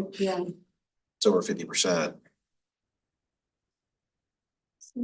Well, the next application for consideration is the SWAE Night Market at the Depot. This is a first time application. They have asked for $40,000. The average recommendation for funding was $11,667. This application did receive an average score of 103 points. Up there. That's So- beds, And this is 50 one that has 50 overnight stays, a sorry. contract with the city. city. To clarify, I think I have 100. 100. Oh, overnight I'm stays. sorry. You've Oh, been paid. no, sorry. Yes, thank you. With an estimated participation of 64,000, estimated participants traveling greater than 50 miles is 12,800, and then 100 estimated paid overnight stays. I wonder if that's like all of their things together. I believe the application is written to ask for the entire duration, so multi-occurrence events Okay. typically complete the Okay. application. And it's Considering all. 5 hours or something. There's 14 events spread over every other weekend in the summer. But it's not all day. It's. No, it's a few hours. And I said from the summer, April to October are the dates. Yeah. They did say that several Lacey micro businesses get a little bit of a kickstart over there. Yeah, there's a few, yeah. I think Jason did a great presentation for us. I need to go take a look. I think I've gone a couple times. I know that I went to the Ricardo's one, Same, and I think I did one of the ones at the trucks. definitely Oh, did I've that. been One or there two quite a at few the trucks. times. And as a reminder, the SWAE organization has 3 independent and unique Yeah, applications yep. with independent asks. Yeah, when I saw the numbers for them, I guess I didn't expect them to be, you know, over 20 or 30, 25. You know, when I saw 30s and 40s, I was like, wow. And then, you know, then I realized, then I kind of remembered they're asking for money for, you know, a durational event that spans over like more than 2 months. But I was just kind of surprised by 40,000. Kind of caught me off guard. It's a 14-day. Yeah. Yeah, I don't feel like we come anywhere near 40,000. yeah. Would you want to start at the 8,400, which is option C recommendation, or would you like to see that start at like a? Well, I'm also with Malcolm here. Is this an event, not an event, but like something that we want to grow with and kind of nurture a little bit? Like you said, he did present well. Mhm. I just would like to see more heads in beds, that's all. I would too, and I If you can hold like maybe 2-day events instead of 1-day events kind of thing. Well, these are multiple day asks Yeah, too, so he would still be exactly. using, sorry, nope, go ahead. Well, yeah, no, go ahead. I would like to, I would definitely like, this would be a definite, I'd like to see us grow with him. We will not be able to meet at the 40,000 level. I can't. I think we should start at 8 grand and we should revisit this. I can agree with that. I love the fact that they're like, our business is, we found that we want our business to be located in Lacey. Right. Right, and we wanna bring attention to Lacey. And, you know, they're just getting started, which is cool. But they've already gone under contract with the city. Right. And so, you know, they're not just saying It's this, not, they're not doing it for free. not doing it for free, and it's not just talk about Mhm. bringing attention to the city of Lacey. Right, we just have to be very cognizant if they're bringing things under contract and like if they're getting other support. Funding support, you know, we have to look at that whole picture too, so. And I looked at these numbers and I was like, are you guys swinging for the fences here? Right, like, and hoping that, you know, Do they charge a fee? No. for their think booth space? For vendors, For yes. vendors, they do, yes. Admission's No. free. Yeah, no, I knew that was free, but yeah, so they do get the contract money plus vendor fee, plus now our fees probably to, or if we give them money to do the marketing, I guess, that's what. What So was their scope of spending that they said that they wanted to apply these dollars to? I think it was marketing was the primary focus and intent to use. So are they, I'm wondering if they're like doing social media marketing and then paying to boost it, and Well, I think the city reposts all their stuff too, and so do I. yeah. So it's for social media ads, radio advertisements, collaborations with influencers, marketing materials, content creators such as photographers and videographers. Okay. And then also activities and entertainment. So creating a vibe. And for awareness, I know you have inquired about their contract with the city for both the night market and the holiday market. The contract amount for this calendar year is $33,280. And again, that is for both the night market and the holiday market events. But I'd Just like- to, sorry, just to round out the rest of their budget, because I had a few more Oh, more thank you. items on there. Mhm. Staffing and volunteer programming, and then equipment rentals, and then sound systems. Um, So when so with this type of, you know, industry, this type of business, I would hope that eventually they want to buy their own equipment.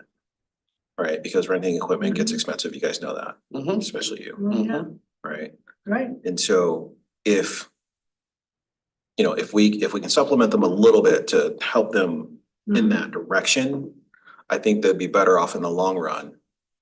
And maybe could cut some of their expenses, their rental expenses. I like Chad's recommendation. Let's table this one for a revisit, at the, with the base of 8,000 is, Mhm. if I'm. yeah, you guys are okay with that? The thing that gets me here is what is the total budget of your activities? 40,000. You know, and And they're we asking ask is 40,000. 40,000 for total. Yeah, that's, Like, It's another one of those, yeah. exactly. Mhm. Yeah. Are 8,000 's they good. reaching out to other LTACs to see, just us? So they haven't grown that confidence level, like, hey, because there's some of the other people who are like, hey, we know it's not your city, but trust me, you're getting some of the I overlap. wonder how many people from Lacey ask Olympia. But that was one of the reasons why I wanted to get together with the other LTACs. And Just I as can, a reminder, Sadie has that information. We can resend out what we had Mhm. had from previous years, and we can always request, Yeah, once recommendations and budgets are approved, that information again for future conversation. yeah, that they fund, but I mean, is there in that the ones that ask Olympia for money and they don't get it? we do have information about all of the applicants, and I can definitely note that Yeah. to bring back more detailed information about Just that curious. for our 2025 kickoff meeting, absolutely. I believe it's public record. Yes, and again, I do have that information. Oh, okay. My recommendation would be to continue focusing on budget recommendations for 2025 because we do have other Okay, agenda good. items today. Right, we do. We do? We do. This is not the end. So, but This is, definitely this is something that is addressed later today as well. So hearing $8,000 with a note to come back to. Yep. Let's, Cindy, when we get down to the bottom, are you able to remove all the other ones that have a final decision and just leave the green ones? well, I think it's important to leave them all because we're gonna move money back and forth through it. we will be able to see the stuff in things. Okay. So the next application is the Harlequin Productions. This is a first-time application for the city of Lacey. They have asked for $30,000. The average recommendation was $10,000. One of 4 committee members has identified this as a top 10 funding priority. This did receive an average score of $78,000, and as you will see in this prepared option, this applicant had a recommendation of $0 of funding. And again, any applicants that did not have supported recommendations of 2 or more committee members were recommended in this example for $0 without that majority recommendation.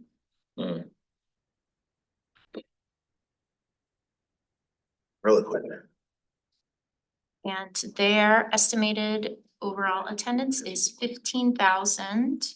1,500 are estimated to come from greater than 50,000 miles, and estimated paid overnights are 150. I read your mind. That doesn't mean Lacey. They also use, I just wanna bring to, from the presentation, they do use a lot of significant Lacey businesses. He showed us an example of the program. Yep. So there were a number of Lacey businesses that they're reaching out to, so they're putting money back into the economy as well. He also did mention that several of his volunteers come from Lacey. I don't believe he gave us an exact number, but I remember that too. So when we get back to, I guess, an earlier question on other people who have asked for funding from LTAC from other locations, this is another applicant who has asked for LTAC dollars at multiple jurisdictions. and Yeah. has received from other jurisdictions. Yes, per their application, they have applied this year for Olympia, Thurston County, and Lacey lodging tax funding, as well as funding from the Olympia Cultural Access Program. I thought the most exciting part of his presentation was, well, they do is it 70 a year? 70 year. 70 a year, and they have some capital projects to shine the place up a little bit. And yeah, they completed one project already that is during their cabaret, which was their last show or second to last show. They redid all their backstage and they're working towards a phase 2, which is front of house. So that's actually the part that the patron is going to see patron experience. But they did open with cabaret, they opened their doors to show everybody in the community. They actually had you enter the backstage door and go through a tour before you came to your seats, so you could actually see what the facility looked like as a whole. So I remember Washington Center invited the community in and Yeah. there's a big celebration party as well. Yeah. I would suggest starting it at 10,000. No, I don't Okay. wanna fund this at all. His presentation was really weak. Had no Lacey Hotel exposure. Yeah, Like that's every right. time we asked a question, he didn't have an answer for it. He was just kind of, to me, it was all over the place, and I don't see how this is beneficial for Lacey at all. Yes, we have some people from Lacey working there, but these are lodging tax dollars. This isn't like, whatever other funding that you wanna call it, but it doesn't have anything to do with lodging tax dollars, in my opinion. I have a note that too, that they didn't talk about hotels in Lacey, yeah. Of the 4 committee recommendations, 2 recommended no funding, 1 recommended 5,000, and 1 recommended 25,000. And where are we sitting at on surplus at this point? We have a remaining $4,856 as is. Which again, we're gonna have to reshuffle money. Any way we go, we're gonna have to shuffle money around. And on what is the average? The average between the 2 who did recommend funding was $10,000. So again, 1 recommendation was 5,000, the other 25,000, 2 of 4 recommended 0. And also highlight this one to come back to. I guess for me, and what I was gonna say before Andrew interjected, was that I believe it is important to also remember that we are bringing people into the community. So yes, it is downtown. We are already faced with several people that are passing through and going downtown. So I would just recommend that we put something on the board. That was where I was going with that application. They do have an estimated 600 nights overnight in their season. It's 8 months, or 9 months is their season, I believe. It's either 8 months or 9 months. I agree, while we would have liked to see how many heads and beds come into the space, I think that was a question that we should have asked. and directed that question specifically. For their application, they have applied as an annual event with activities occurring January all the way through December. Okay, so it is 12 months. Correct. That's Does what they do there. Olympia have any newer hotels other than right on College Street, just before the church? And They Or just not more. built the Marriott Courtyard, which is up and running now. They have the Hilton Garden. And The hotel renov- development is on the agenda for our 2025 kickoff meeting. Might I recommend we discuss hotel development then? For the sake of having time, we wanna make sure you are all able Thank you, Sadie. Thank you, Sadie. Can, to not have to have another meeting. Right, if I- so if I'm, if, Sorry, Sadie. if the catch, Absolutely valid. Who's got the basket, the sugar basket? if the catch isn't at 10,000 or won't stick at 10,000, can we plug in 5,000 and start that?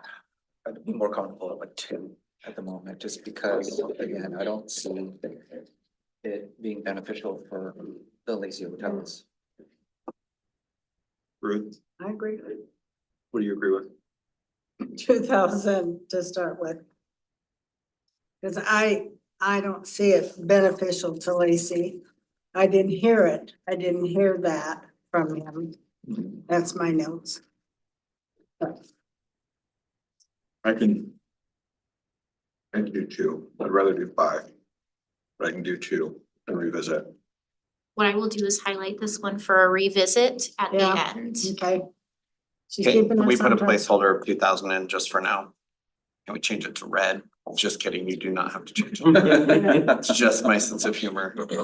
So moving on with our next application of the South Sound Barbecue Festival. This applicant has asked for $20,000. In 2024, they were awarded $10,000. This application was identified as a top 10 priority by 2 out of 4 committee members. The average application score is 83 points with an average recommendation of 11,750. You know where I'm going straight here, so. I'm What's her just head? 10,000. What's our heads and beds 200. 200. These are for a one day? Yeah. Yeah, Wow. 22,000 estimated participants. I judged the barbecue. Okay, I judged it in the past. Did you? I couldn't eat the rest of the day. Oh, I know. I took some home. Yeah, same. I'm gonna be the bearer of bad news and say that it's a one day festival and $10,000 is, in my Yes. opinion, a lot. For one day? For one day. You just said that about the Juneteenth. I'm You said that about consistent, Polyfest. I'm consistent in my responses with that, and I want to go on the record to say that while in the past we've had different funding mechanisms and some of these we've had more funding available and less applicants. So I feel like it's a fair assessment to stay present in what we have given from year to year has Right. been fluctuated on what we've had available to us. Cause we're a little slim right now. We're a little slim right now, and it's great that we've had 11 new groups come in and say, hey, we would like to have funding. That's part of our group conversation that we've had, so Can we take that 11 and make it 9 because Sway is in there 3 times? can we go at 8? No, Oh. the new groups, right? Because Sway is Well- 3. 3 unique events, 3 unique applications, 3 unique asks. I would consider 3 new applications. But they're one group. With 3 With unique 3 applications. Right, unique so, applications. Right, so in terms of new entities, we're talking about 9, but in terms of new events, we're talking about 11. Yeah. Right. So for the South Sound Barbecue Festival, City wants to keep us on track. 70, I do, and this is where you love me. I would say, I would feel comfortable with 7,500 or 8,000 is where I would start. And our average was 10? the average recommendation was 11,750 for this. But 200. Last year's award was 10, which is how that baseline was projected. Okay. I changed up on you, yeah, I changed. Yeah, you switched it up, Totally man. switched it up You on you. dropped like, I'm just looking at these numbers and I'm like, we did But- have, that's 200 heads and beds for one day. yeah, So Well, that's what the For the application said. We have to go off of what the Yeah. application says, but Okay, what other one day event Can I say has something? that? you may, oh, yeah, jump in. We've all talked over each other, so jump in. I personally have never seen one room sold from this event, Okay, and I've been here for over 10 years. all right. That's just my personal opinion. Again, this is one of these things where like it's in my list to do and see and for firsthand how these events go. I finally went to Lacey Fun Fair, which is great. So I don't want to, again, one day event, you know what I mean? They say 350, but where? I Where's don't the see checks it. and balance? I Yeah. don't see it, you know? Yeah. The proof is in the pudding really, cause you know, I'm actually on the ground doing this and I Well, don't. you're like the closest hotel, right? Exactly, To the event. Mhm. so I don't, And every time I have been or every time I have gone to this event, it's a neighborhood block party. It is and strike the record, I'm not referring to the block party, but it is my friends and family of people I know throughout the Lacey community that are there. Yeah. I don't, you know, and And a few of course, bands. yeah, a few bands, of course, there, you know, yes, there are out of towners that are there, but I have a hard time with the 200. I would think they would bring in a lot of money, cause they have a lot of people with spaces there, and I don't know what their budget says, but they, you know, they charge people to be there. $46,500 Oh, incoming from vendors and sponsors and the beer garden.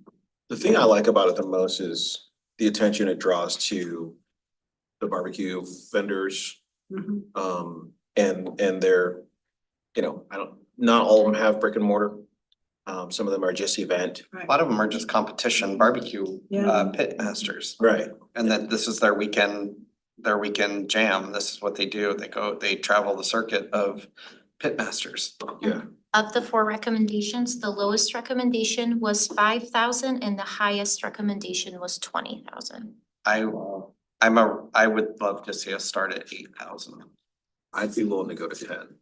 8 for me, just because, yes, I understand where you come from too. It's bringing more attention to Lacey, which in turn grows Lacey, which in turn, everything's synergy here, Right. I think.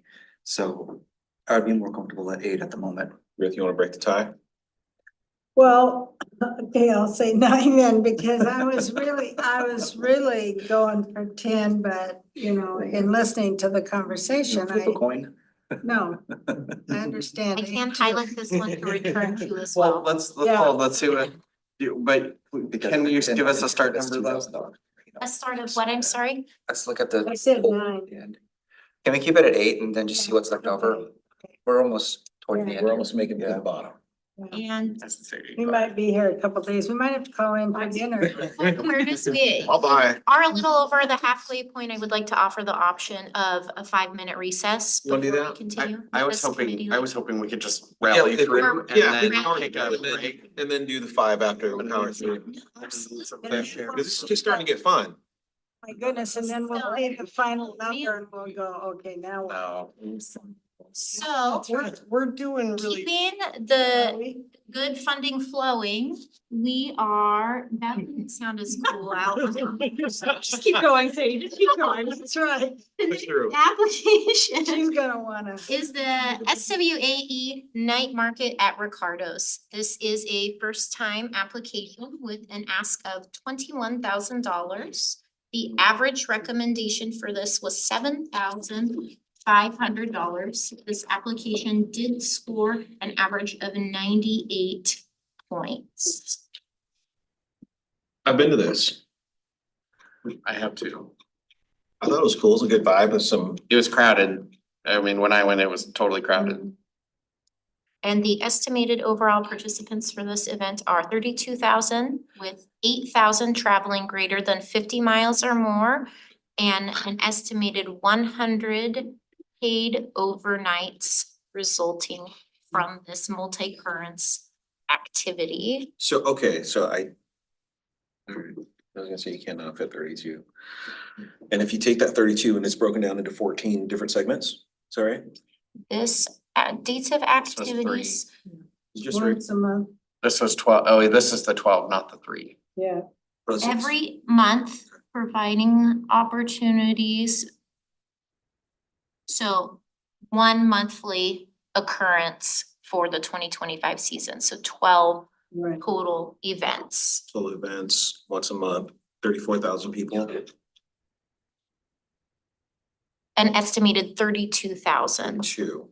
participants. For all of the. For all of events, not for event. And as long as we're sticking with our guns on heads and beds as opposed to aesthetic appeal and community value and so on and so on. 2,667 rounded per an event, Chad. Thanks, Sadie, for reading my mind and my calculator. And is that our heads and beds number or? The estimated heads in beds for the year is 100, So that's less than, But that return to me doesn't, which is an average of 8 per occurrence. 8 a month. I would be comfortable with starting at. I'm gonna say 3,500 for this one. It's like we average 54.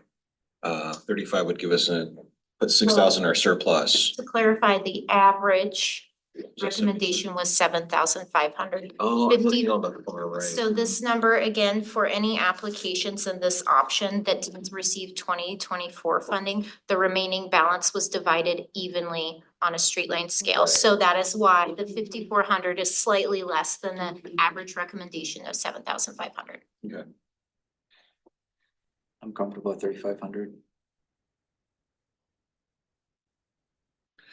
I feel like sorry, Deputy Mayor, if you wanna finish your thought. No, Come back to- I was just, I feel like in the first ask, and I know I'm trying to do my best to keep these independent. We have done, or we've made concessions to help them, like, 'cause we really want to see them stay here and grow here.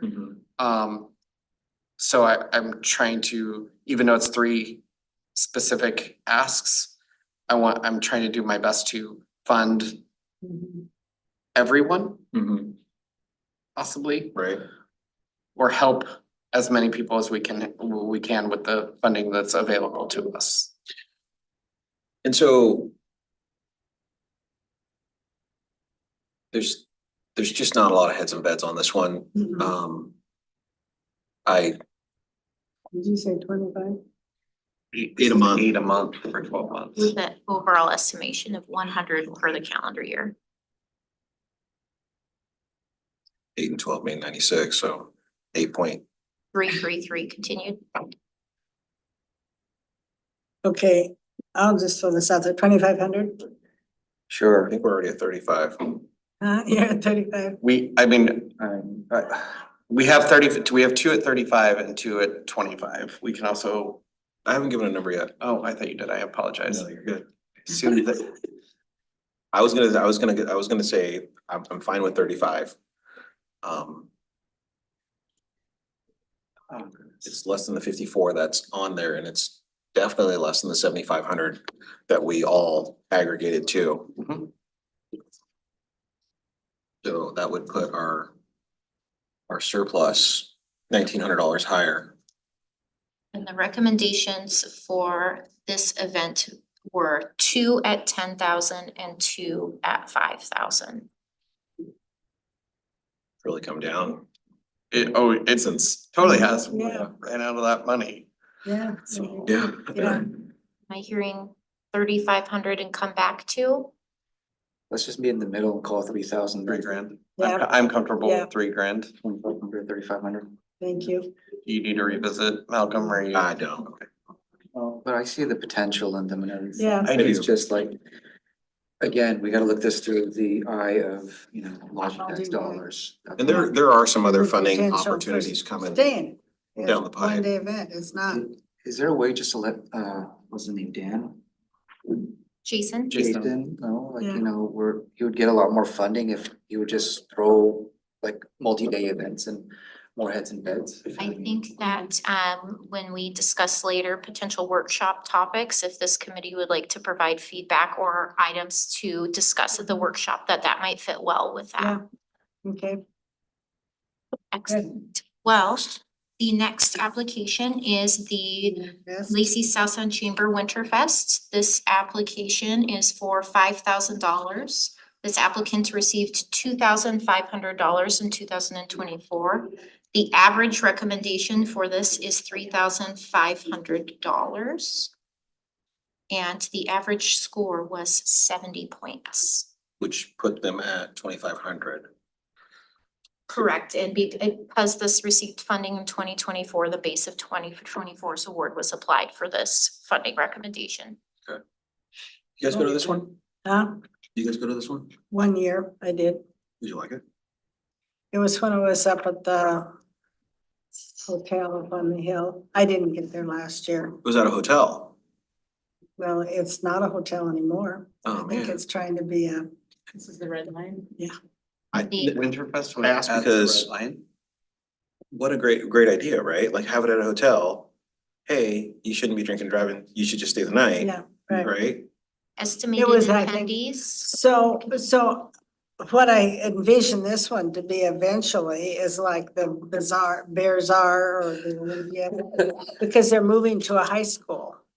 What? Drinking The in a high Winter school. Fest is gonna be at North Thurston High School, right? Somebody help me. I'm going there now.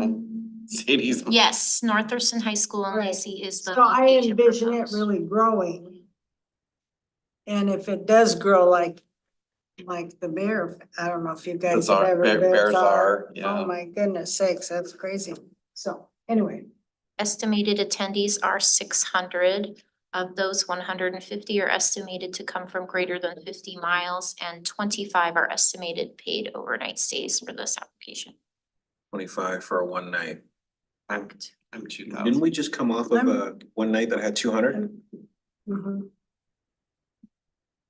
I'm at 200 or 2,000 or 2,500, and then because I think they really are, with their change of venue, are gonna have an opportunity to really grow. Let's see And then what- they what could that be looks more, like. yeah, see how much more they bring in and I don't know. I'm at 2,000 for this one. Their ask is 5? Correct. I can go half. I can go 25. 2. Okay. So we're 2 and 25. Sounds like 22.50 to me. Perfect. Okay. 22.50 and 50 cents. We're spreading the money thin this year. You guys feeling that? Like, We're doing our best to try to fund as many Recommendation people, would yeah. be to fund at the nearest rounding because it makes it easier for our applicants to request reimbursement amounts. he was to- kidding I about was 50 cents. absolutely kidding. Okay, please don't put that on. Just For the record, Sadie doesn't have it. We're right now, I It's work. been a long meeting. Would be happy to review the reimbursement process at another meeting. Yes. The next. Wow. We only have another hour, right? Go say it. So we're in the home stretch, folks. I know it, I'm not. We're scheduled till 6? We're gonna need it. Sway, yay. The next application is for the Sway Holiday Market. This is a first-time application with a request of $14,000. The average recommendation from this committee is $6,667. This application scored an average score of 90 points.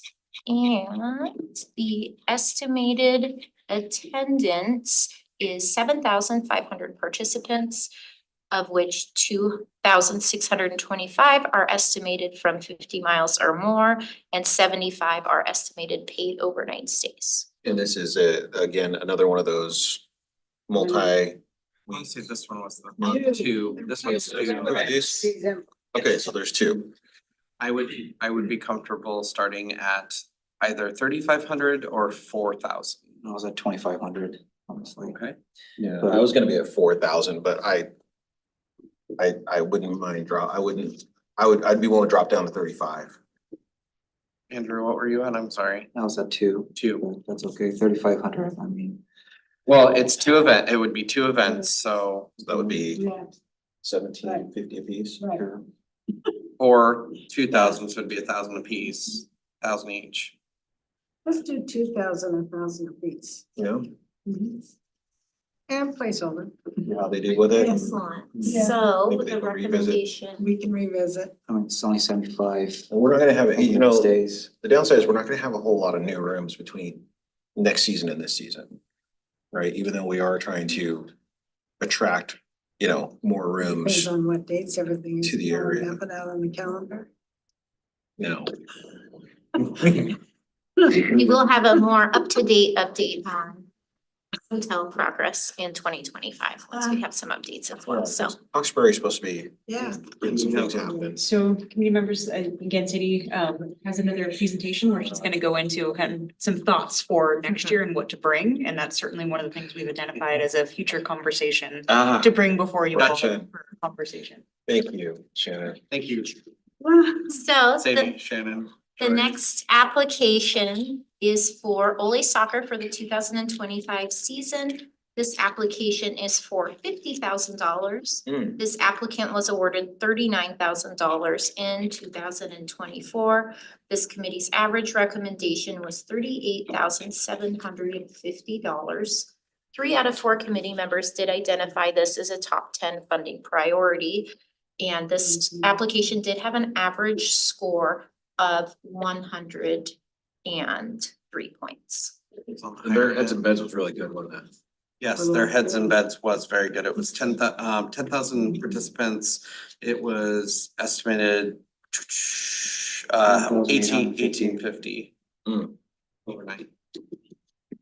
That's kind of a number though, it's just because they're estimated unpaid overnights too is 1850. So it's a 50-50 split Which draw. I don't know how you would estimate that, but Didn't they say that they block off rooms? Has any rooms been blocked off with you? I have had soccer teams stay with me, but they didn't specifically say it's for that tournament. Per their application, when we asked if they have reserved any lodging, they responded that they have reserved at the College Street Hotel 75 rooms for March tryouts. Wow. 90 plus rooms for visiting clubs and 950 rooms used for out-of-state guests. Wait a minute. Does it even have 75 rooms? They did not clarify when, where, or the frequency of the rooms. That's just all. And this ask, Couple months. and this ask is the season, so it's a revolt, it's the season. So if you got a room for Friday, Saturday, for Thursday night, Friday night, Saturday night, that's part of the 75. Correct. Yeah. All But it's 3 of up for the those, like season. 3 out of 75. Yeah. Right. The estimated paid overnights for this season is 1,850. That's pretty high up. I'd make the recommendation on 35. And our, So just chat as a reminder. Right. Oh, right. Oh, I'm sorry. Stop. And Just for that 30. That was on the record. Should have hit it. I withdraw my comment. I apologize. And thank you, Shannon. As a group, we averaged, is that a 38,750? $38,750 was the average recommendation. And because of the way that's scaled to 30? The recommendation for this option, the baseline is 39,000 based off of the 2024 award they received. So that's a 9. Correct, was So can we say 39,000. 35? Yes. Yeah, I could say 35. I'm staying. And they really, Wrong person. Oh, thank you. and I'm always for sports. how many of those rooms are in Lacey? They did not indicate the exact location of each hotel, We need to get some more hotels. which For is the on. soccer, Some more hotels. it's their season, their entire season. Need an update on that. So moving to the next application, which is Reach the Beach. This applicant has asked for $15,000. In 2024, they did receive an award of $5,000. The average recommendation from this committee was $10,625. 2 out of 4 committee members have identified this as a top 10 priority to fund, and this application did receive an average score of 100 points. So this one starts at the rack, ends at the beach, is another deal. I'm wondering like how many people literally come, bring their bicycles, stay at a Lacey hotel the night Well, before. The estimated total attendees are 400 to 500, and the estimated paid overnights are 175. Of the total estimated participants, 350 are anticipated to come from 50 miles or more. So overnights are what, 40-something% of their total? That sound about right, Troy? I'm sorry? 175 out of up to 500, up 25-ish%. Give or take. Well, 25% would be 100, so. And they're trying to do a 2-day event, but that isn't solidified yet, right? I know, and Yeah, I've seen that, you know, And so, just getting yeah, on there for a couple of right. years, and I'm just like, we'll see what happens. yeah. So I believe in their event, and I went and looked at their numbers, and the amount of money they raise is in the millions. From what they're, Mhm. and I'm just like, what do you need our $10,000 for? Like, I know. legit. I get that too. I understand. So, So, The total budget is 175,000. Their fundraising efforts per their application is $110,000 that they raise per year. They did specify in their application that in addition to marketing, they are requesting additional funding for the expansion into that multi-day. oh, event.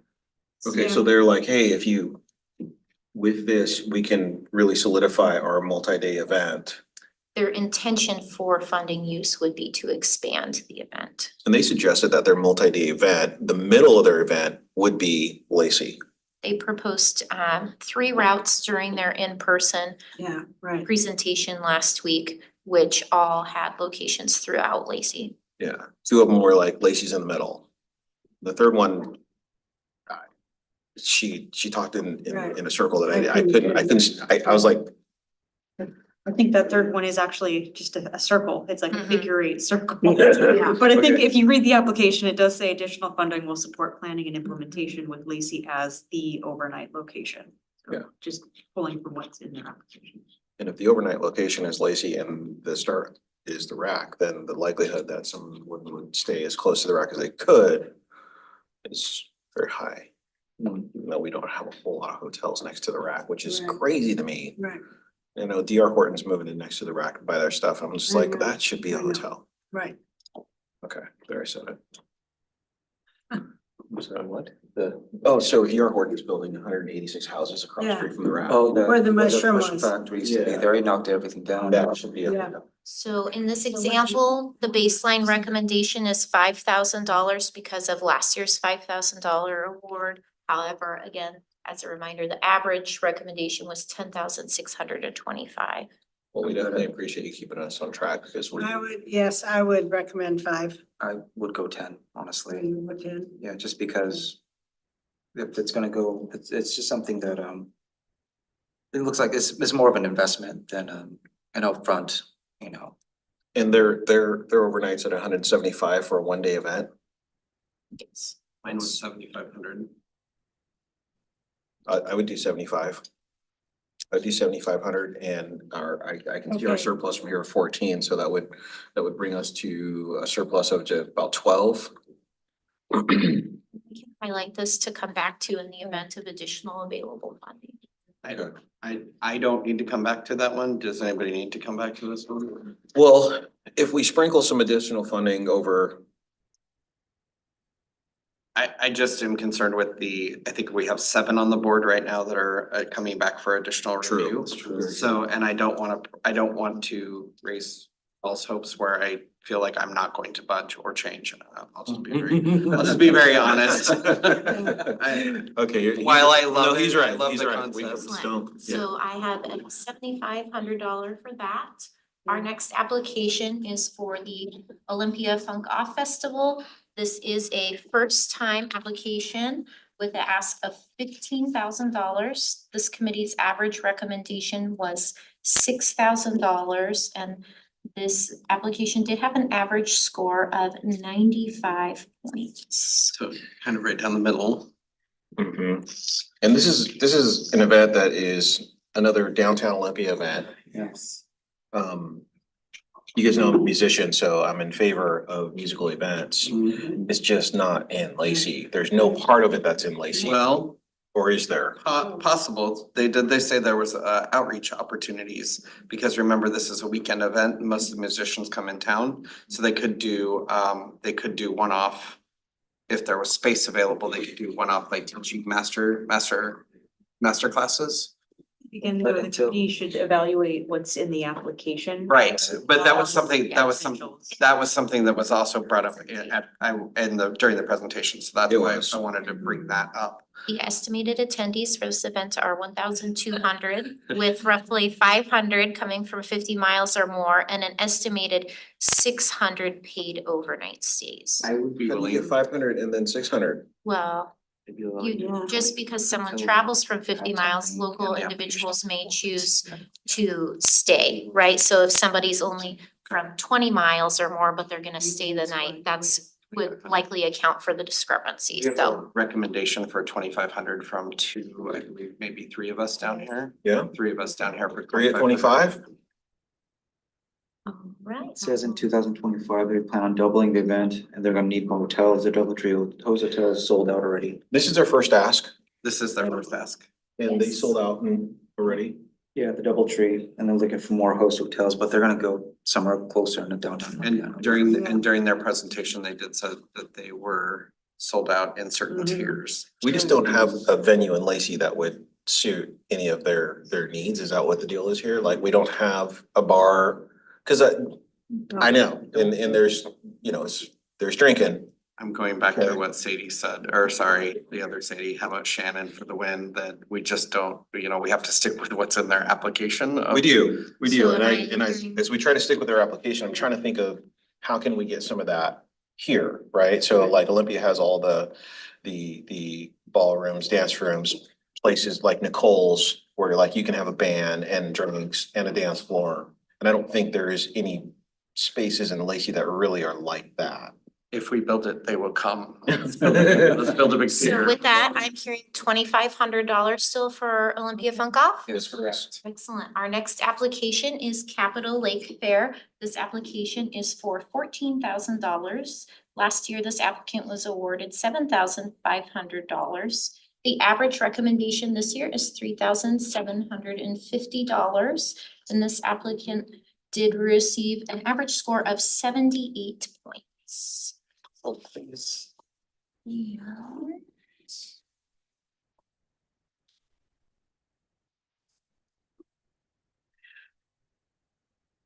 What is the difference between Olympia's LTAC budget and Lacey's LTAC budget? Their budget is substantially larger than ours, and so their 2024 LTAC budget was over $1.3 million, and Lacey's 2024 budget was $600,000. And So they don't give any money to Lake Fair. they missed They a missed- year, 1 year. Oh, we know that. what did they do before? But part of that 1 year, the relationship seemed to be intact. I don't have the funding information for that prior year. The estimated attendees for this event are 180,000. Of that, 5,000 are estimated to travel from more than 50 miles or away or greater away, Wait, hold on, excuse hold me, on. 180 estimated for the for multi-day. the duration, Correct, yes, and yes, which thank is, you. it's a 3-day thing, so it's 60 a day. Hold on, I will just paste it. For the application, the dates of the 2025 event are July 16th through July 20th. 5 days. So, committee members, just to follow up on the question in their application, they did say that they would also be applying this year for Olympia LTAC and Thurston County LTAC Okay. funds. And in their application, they also list that in addition to the event, they have a float that travels to other fairs. So those dates are also referenced in their That's monthly right. dates with to be determined for some events. And Lacey is advertised on the float. So back to the participants, estimated overall 180,000 with 5,000 coming from 50,000 miles or more. And an estimated 200 paid overnight stays. 200 paid overnight stays in a 4-night period.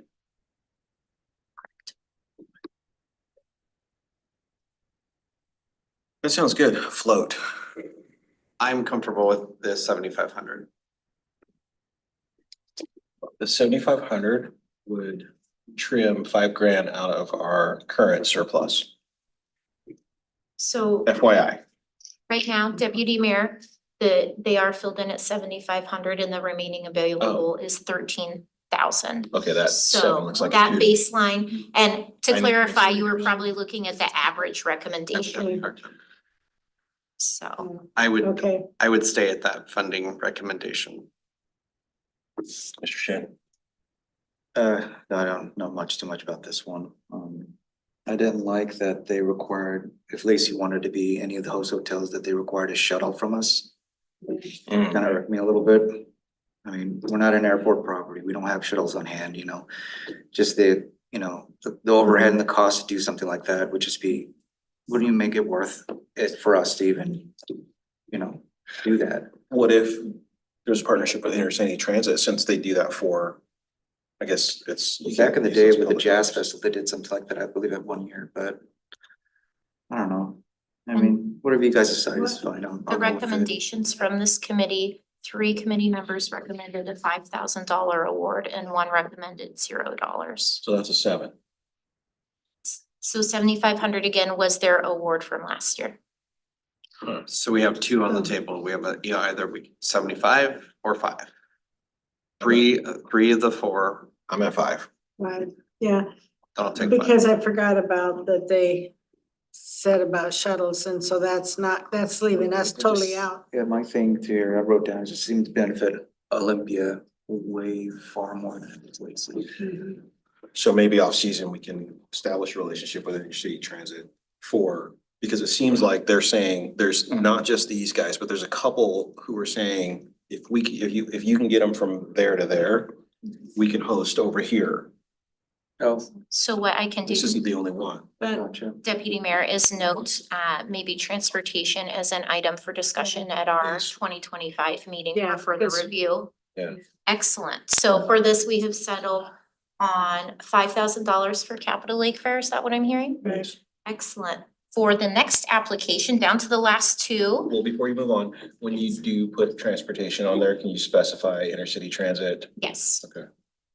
We can talk about that, because I have a little bit of experience with that with Fun Fair, so. Because that's it. So We'll talk about, yeah. moving to the All Kids Win application, this is a first time application. This applicant has asked for $5,000. The average committee recommendation was $3,110. 1 of 4 committee members has identified this as a priority funding for this, and the average application score was 83 points. I am probably the committee member who said, give them the whole $5,000, We right? weren't alone. Because feeding kids is a worthwhile thing, in my opinion. Mhm. There's no way that I would not do that. We have mandates, we have criteria that we have to follow. But I was all in with these guys.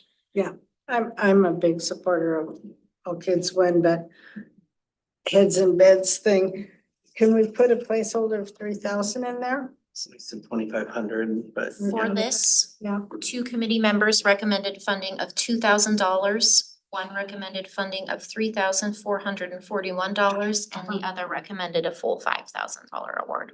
I'd feel comfortable with either 2,500 or 3,000. I am also in agreement with everyone in the room so far that has spoken about taking care of children and kids. Yeah. I think it's a priority, and that's one of the things that makes us a community, is making sure that we're taking care of people. Absolutely. If we can all come together on So I said it can't always be about money. So let's, that part. 2,500? I think 3,000. 3. Oh, 3, excellent. Let's have a heart. Okay, I do think, what we've done with every application is read off the heads and beds too. Yes, So I thank think it'd be you. appropriate to do that as well. So Boost us to 5.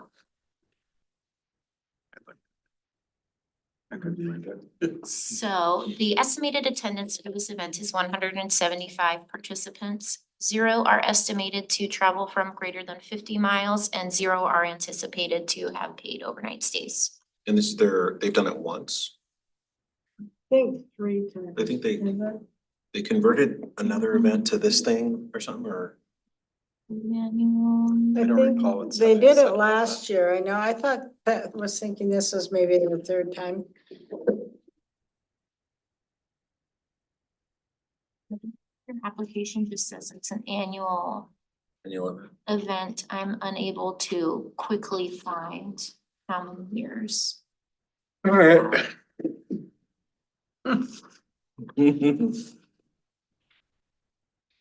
So are we still comfortable with the $3,000 Yes. I am. recommendations? Excellent. Well, moving on to the last application is the Olympia Symphony. This is a first time application. The amount requested for this application is $12,000. The average committee recommendation is $3,333. One of 4 committee members identified this as a top 10 funding priority.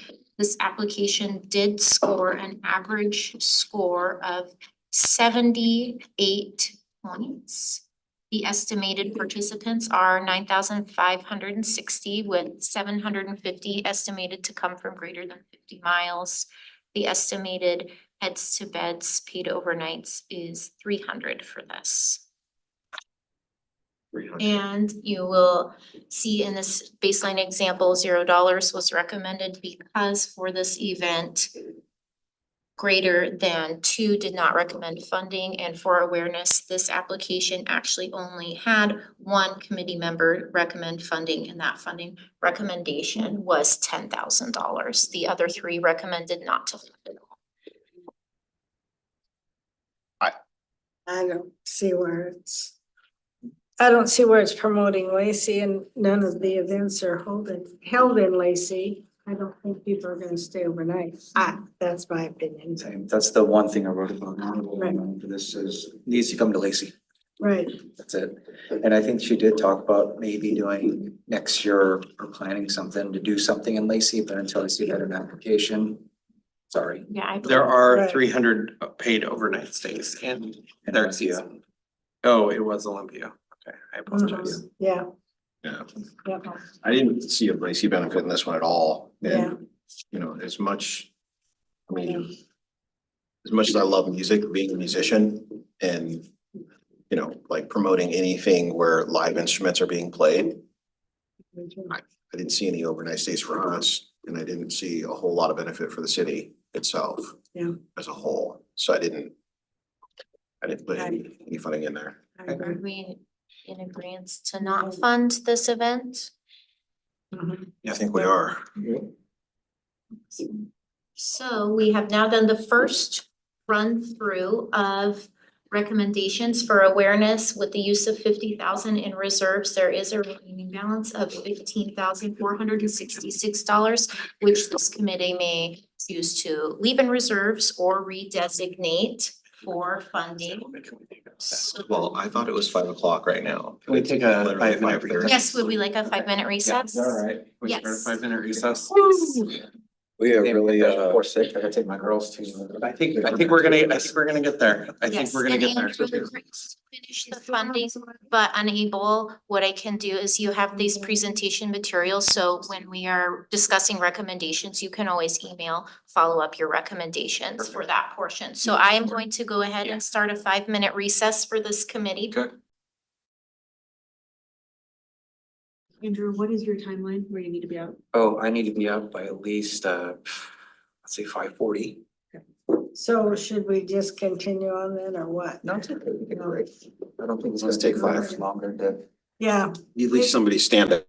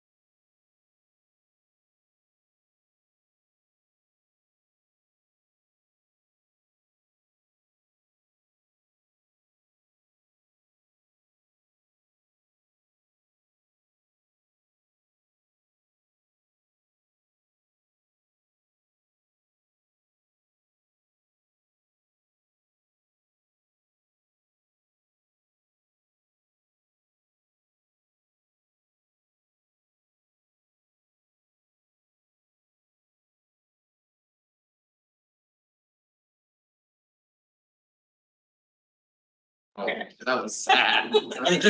Short. Could have been very I can barely impressive. see it from here. Well, welcome back. Grounds.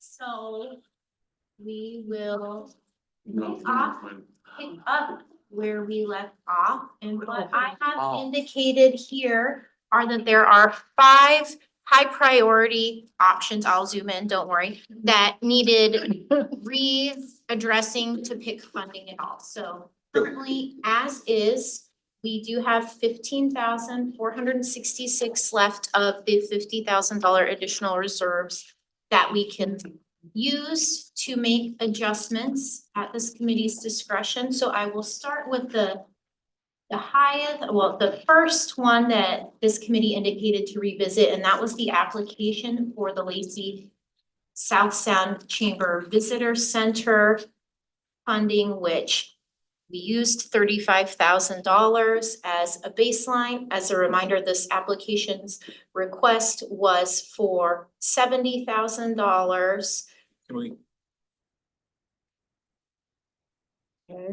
Can we first take the remaining balance and divide it by the number of revisits that we had? We can, would you like, so there were 5 identified as did not want to use the plug-in number at all. Should we just use those 5, or would you like to use the others as well? Because others were identified as comfortable with the number but would give extra if available. There's that. Well, Bad idea. well, So what was the surplus number, Meet on the 15? phone too. $15,466. And with 5 applications flagged to come back for reconsideration, that's roughly $3,093 per application. We'll go back into the yellows real quick, cause I can tell you right now. So we had the Lacey Chamber Visitor Center, the Lacey Fireworks, Lacey Polyfest, Harlequin Productions, and the South Sound Barbecue Festival, all flagged to revisit for adjustment. I feel very confident in my number for the Lacey Chamber Visitor Center. So the fill-in currently is $35,000 for the chamber, I was like, which matches the award this committee gave in 2024. I would make the recommendation that we stay. I would like to bump them up by $5,000. I don't want to end up without the one visitor center that we have between 5 jurisdictions. Yeah, but will this really make and break them, honestly? I mean, not give them the extra 5,000? Well, $5,000 is gonna make or break them. I don't think it will. I know they've operated off of 70 for several years, and then we cut them to 30 last year. What was 35? 35, 35. same as 35 last year. We cut them in half last year. And They're this still year, here. looks like we're cutting them another. We're not cutting them at all. We'd fund them the same as we did last year. The recommendation is to match last year's $35,000 award. And currently we're at 30. Currently, we No, are at 35, we're at 35,000. yeah, same as last year. I don't feel like it's gonna be a big change. And there's other people that I definitely know we wanna raise. Can we, yeah, Again, the others for reconsideration were Lacey Fireworks Spectacular, which is currently filled in at 22,000. Lacey Polyfest, which is currently filled in at 8,000. Harlequin Productions, which is currently filled in at 2,000, and the South Sound Barbecue Festival that is currently filled in at 8,000. Harlequin for me would be still a $2,000. I don't see us move. Is there any, I don't see us moving off of Harlequin. I don't see us moving off Harlequin either. yeah, so let's leave that. So let's take Harlequin off that block. I'm just trying to move us along for the ones that we need to. The barbecue festival too, I don't think we'll move too much on that one either. I don't feel like I'm gonna move. Polyfest, I don't feel like I'm gonna move. So Barbecue Festival is the first next one I heard, currently funded at 8,000. And their ask, Their ask was for 20. Last year's funding was 10. One day event. not a lot of heads and beds. No. I can give them less, I would. I would stay, my recommendation would be stay where they're currently at. Meaning what we're $8,000. 8,000. What really resonated with me is when you said it just seemed like a block party, you know, for the residents. Not a lot of heads and beds. No. So committee members, I've heard one person at this point. Is there more consensus on this? I think there were Yeah. two. Two. Yeah. Three. Okay. 3, 8,000 so is fine. maintaining 8,000 for the South Sound Barbecue Festival, and the next I heard was Lacey Polyfest.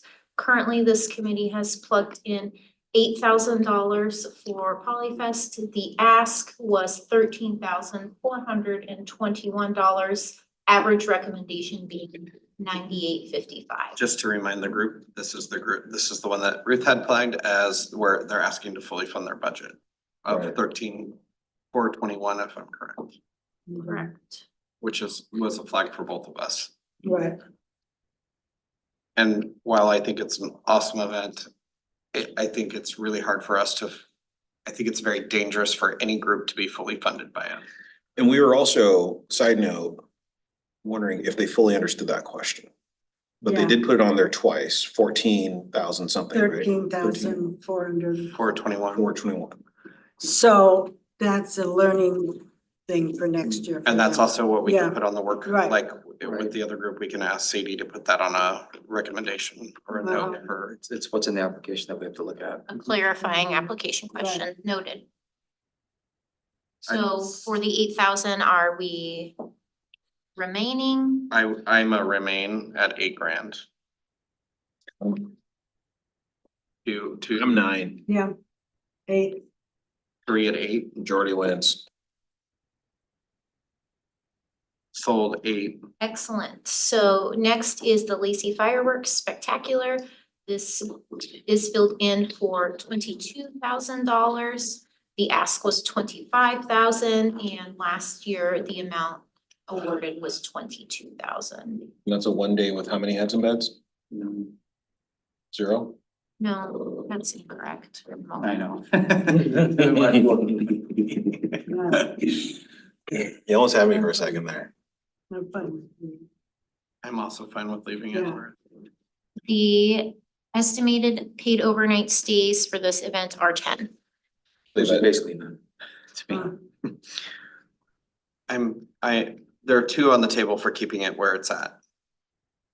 I said, Yeah. I said leave it 2. 3, I didn't catch that, I apologize. Oh, yeah, no, you're good. All right, so I'm hearing $22,000 for the Lacey Fireworks Spectacular. Did this committee want to revisit the visitor center?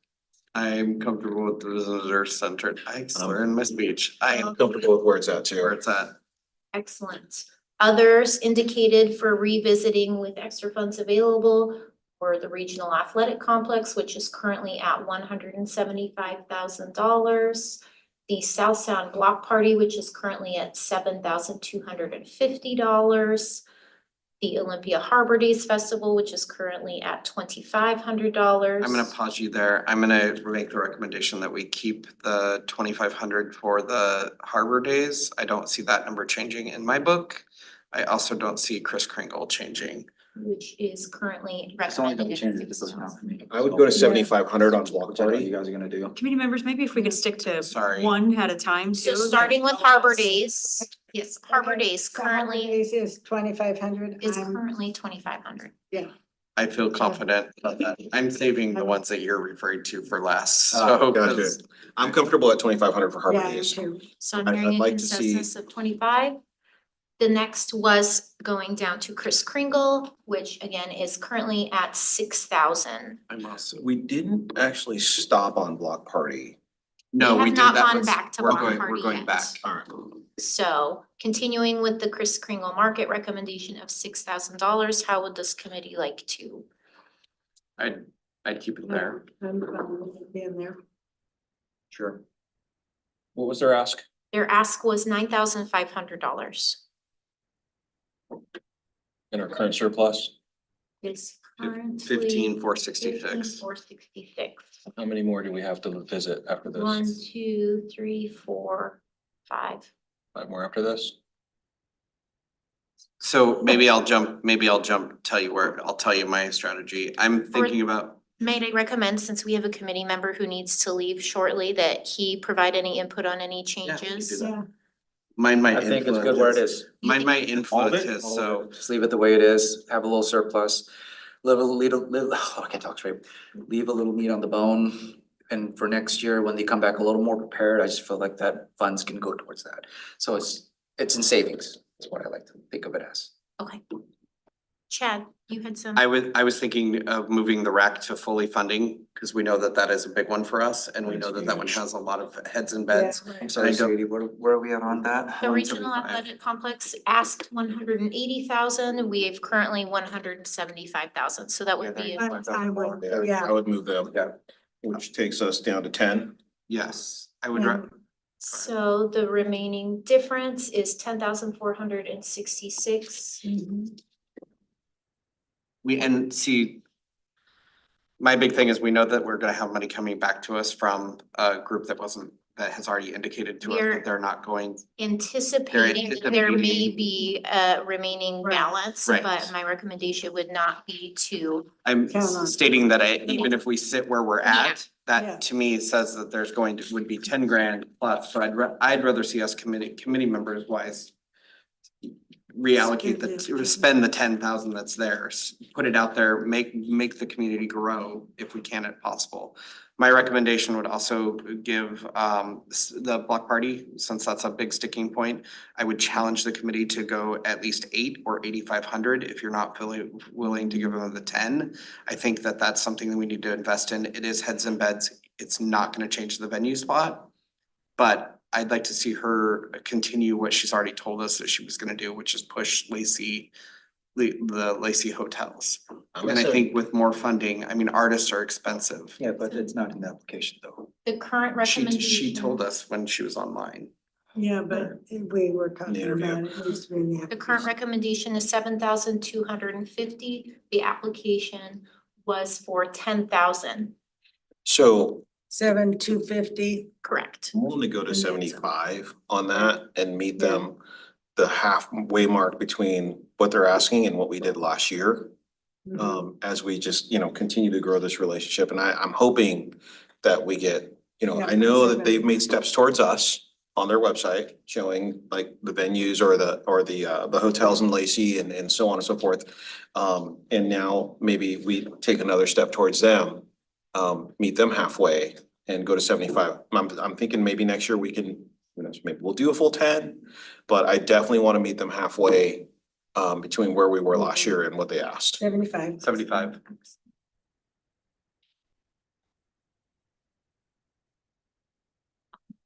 I don't feel like Chris Carroll's gonna change. We already said that. No, we did, yeah, we said that. Chris Kringle staying at $6,000. I need to go that one. Huh?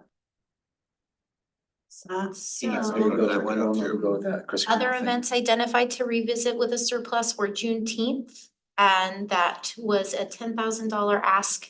The current recommendation is $8,000 and the current remaining is 10,260. Still have a hard time. It's low attendance and it's a 1-day festival.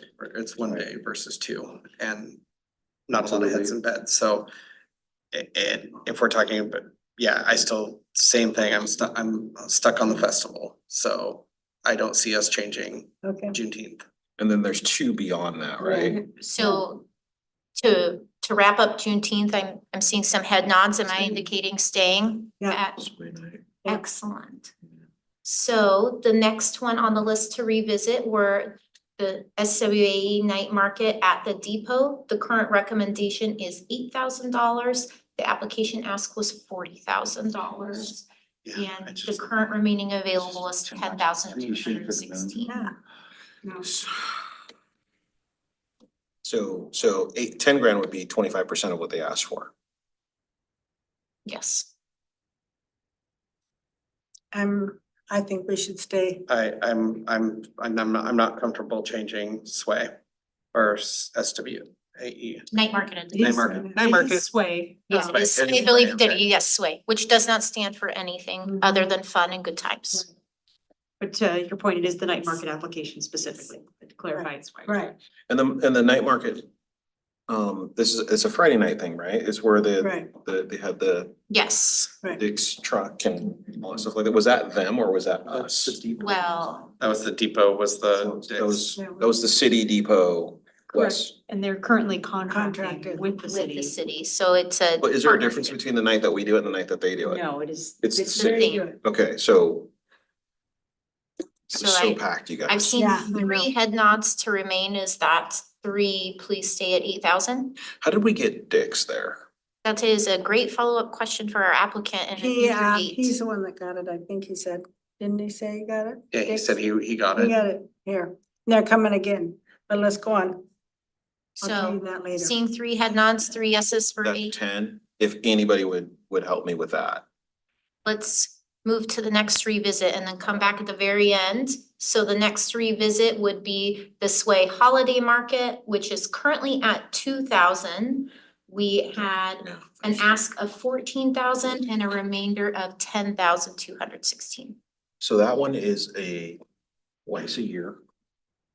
And I imagine it's like, maybe it's right before Christmas, right before Thanksgiving. One Is that something? occurrence in November and one in December. Yeah. I just, yeah, I mean, I would be willing to go up on one of those. I'm still thinking, you know, the amount of beds, heads and beds, and I go back to festival, so I would just be cautionary, Let's so. do another 1,000, give each one another 500, is that fair? Okay, So another 500 for the night and another one for the other one, the Okay. holiday.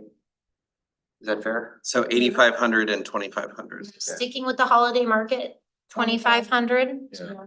Excellent. Now, revisiting the night market at the depot, I'm hearing a recommendation to increase by 500, which would bring it up to 8,500. Is that correct? Excellent.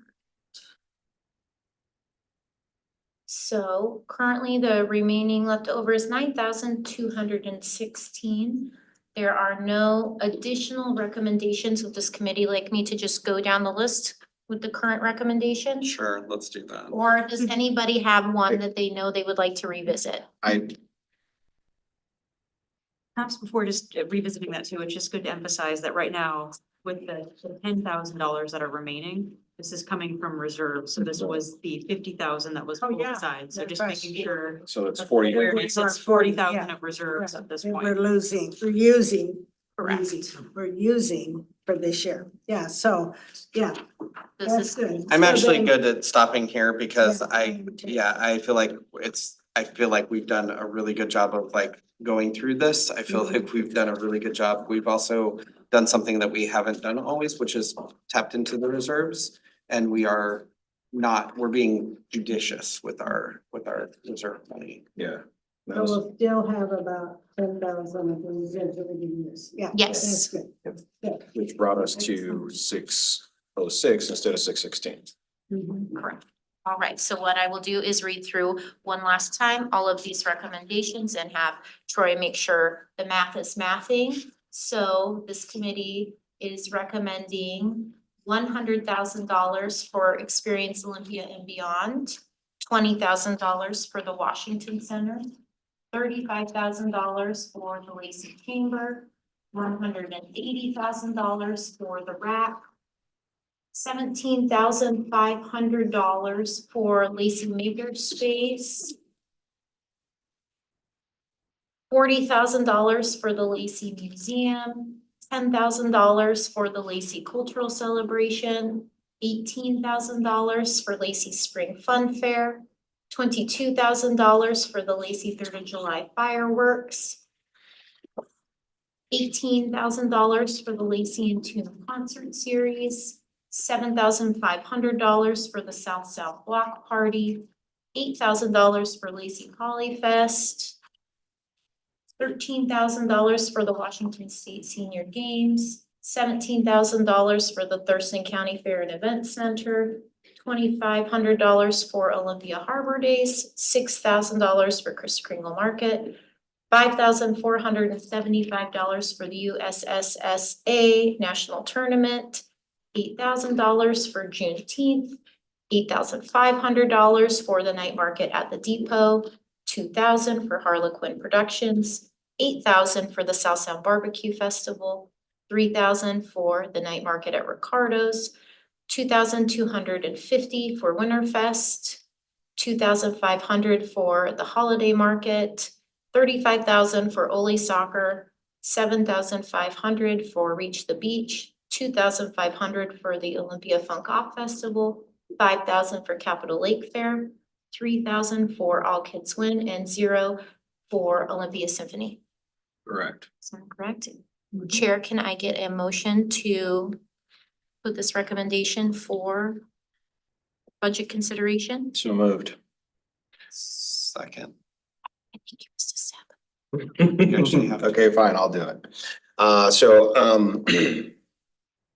For our budget tool review and funding recommendations, we have a motion to accept the current recommendation that has been presented and worked on by this committee. I make the recommendation. So Second. moved. Second. Okay, it has been moved and seconded. Is there any further discussion about these fundings and these funding levels and or the reserve amounts used or the available balance remaining? Seeing none, okay, then all in favor of the current recommendation, please say aye. Aye. And is there any opposed? Seeing none, since there's only 4 voting members here, that motion passes unanimously. Thank you all very much. And we can move on to our next agenda item, which is the 2025 LTAC discussions, reports, processes, timelines, and other items presented by Management Analyst C. Sidley. Hello, and for anybody who may need to leave, these materials are included in the agenda packet for this agenda item. We'll just be reviewing some items for discussion and requesting any committee feedback or recommendations for consideration in our 2025 meeting. Any follow-up materials can be emailed if needed. Awesome. Thank you guys. Thank you. See ya, thank you.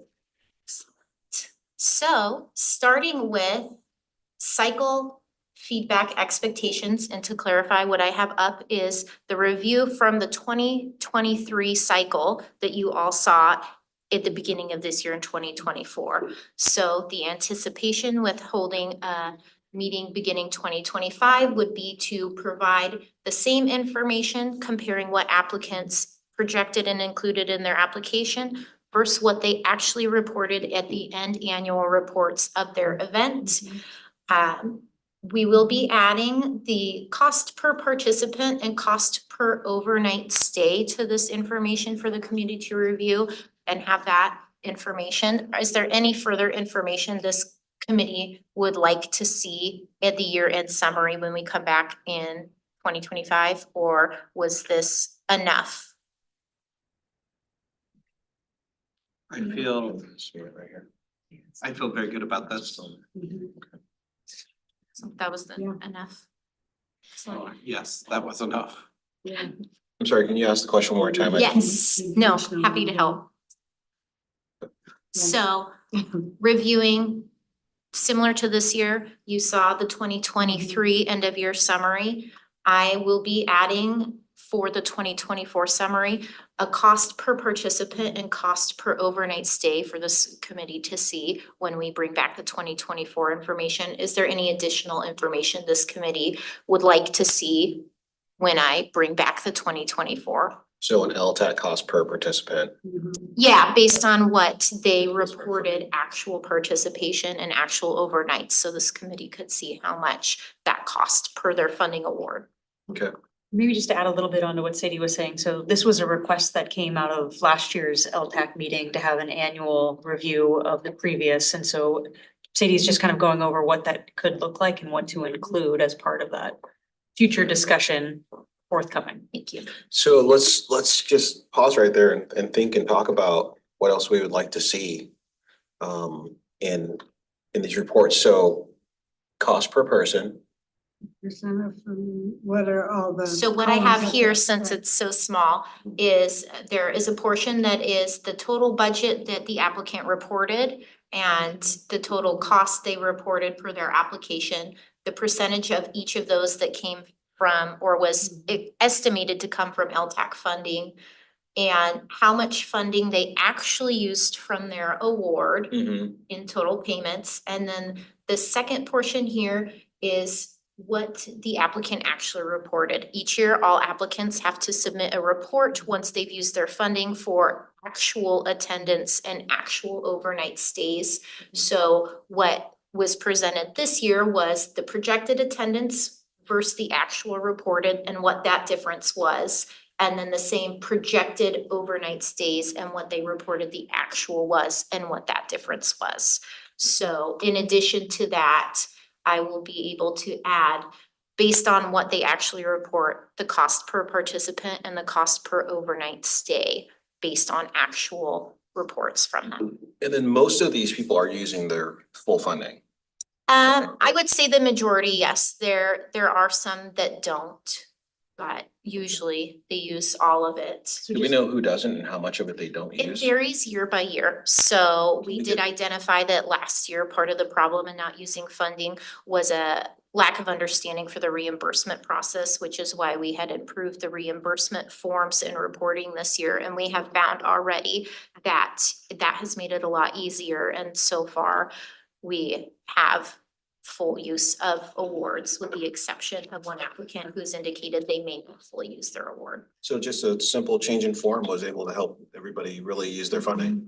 In general, there are a few outliers, some who don't use all of it. And if you see that revenue sheet that was included in your printouts does include the actual use from last year, and you can see the slight discrepancies and who didn't. We can see here in 2023 that not all applicants used their funding either.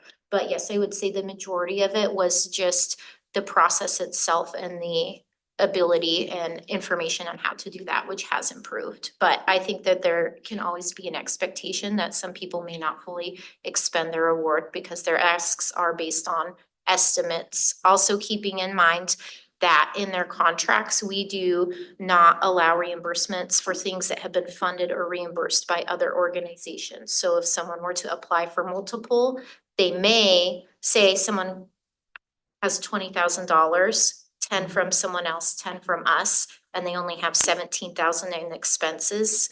They can't double dip, so there may be 3,000 in funding left over How would we know? because it's part of their agreement and their forms that they complete. Yeah, So- you have to show it. I used to have to show copy of my checks, or I did show a copy. of my Yes. checks. Yeah, but if they, how would we know if they submitted that same reimbursement check to Olympia? We would assume that since they entered into an agreement that they would not multiple dip on that they wouldn't, and that hasn't been an issue that we have run into that I'm aware of so far. Okay. So, but again, it can be expected that there will always be someone for some sort of reason that may not use their award. Yeah, and I think this is one of the reasons why we need to, keep those back channels open. Is there any way to cross-reference? Since these are public dollars, I guess. Like if they submit a reimbursement of $5,000 to us. And how do we know they're not submitting that same reimbursement to Tumwater and Olympia? That's maybe one of those questions that off-season you guys can talk about Yeah, at a staff and- level. Each jurisdiction has different requirements for what they do and do not reimburse. Also keeping in mind that each jurisdiction has different reimbursement requirements and timelines. So the ability to cross-reference could become very difficult. Right, and it would have to be something that happened off-season after the fact. Just Shannon had something she wanted to add. Well, no, I think CD covered most of it. What I wanted to point out is the data she is showing does show you the percentage. And then we also always provide, like Sadie mentioned, what the actual use was per a year. And in our contracts, we do state, that this funding has to be used for this purpose and can't be reimbursed through any other means. Okay. And so that is certainly something that's contemplated in all of our contract agreements. All right. Yeah, that's not something that I have run into an issue. All of our reports are also submitted to the state. We have to do an annual JLARC report and the applicants are aware of that as well. So I don't think we have identified at this time a concern for that.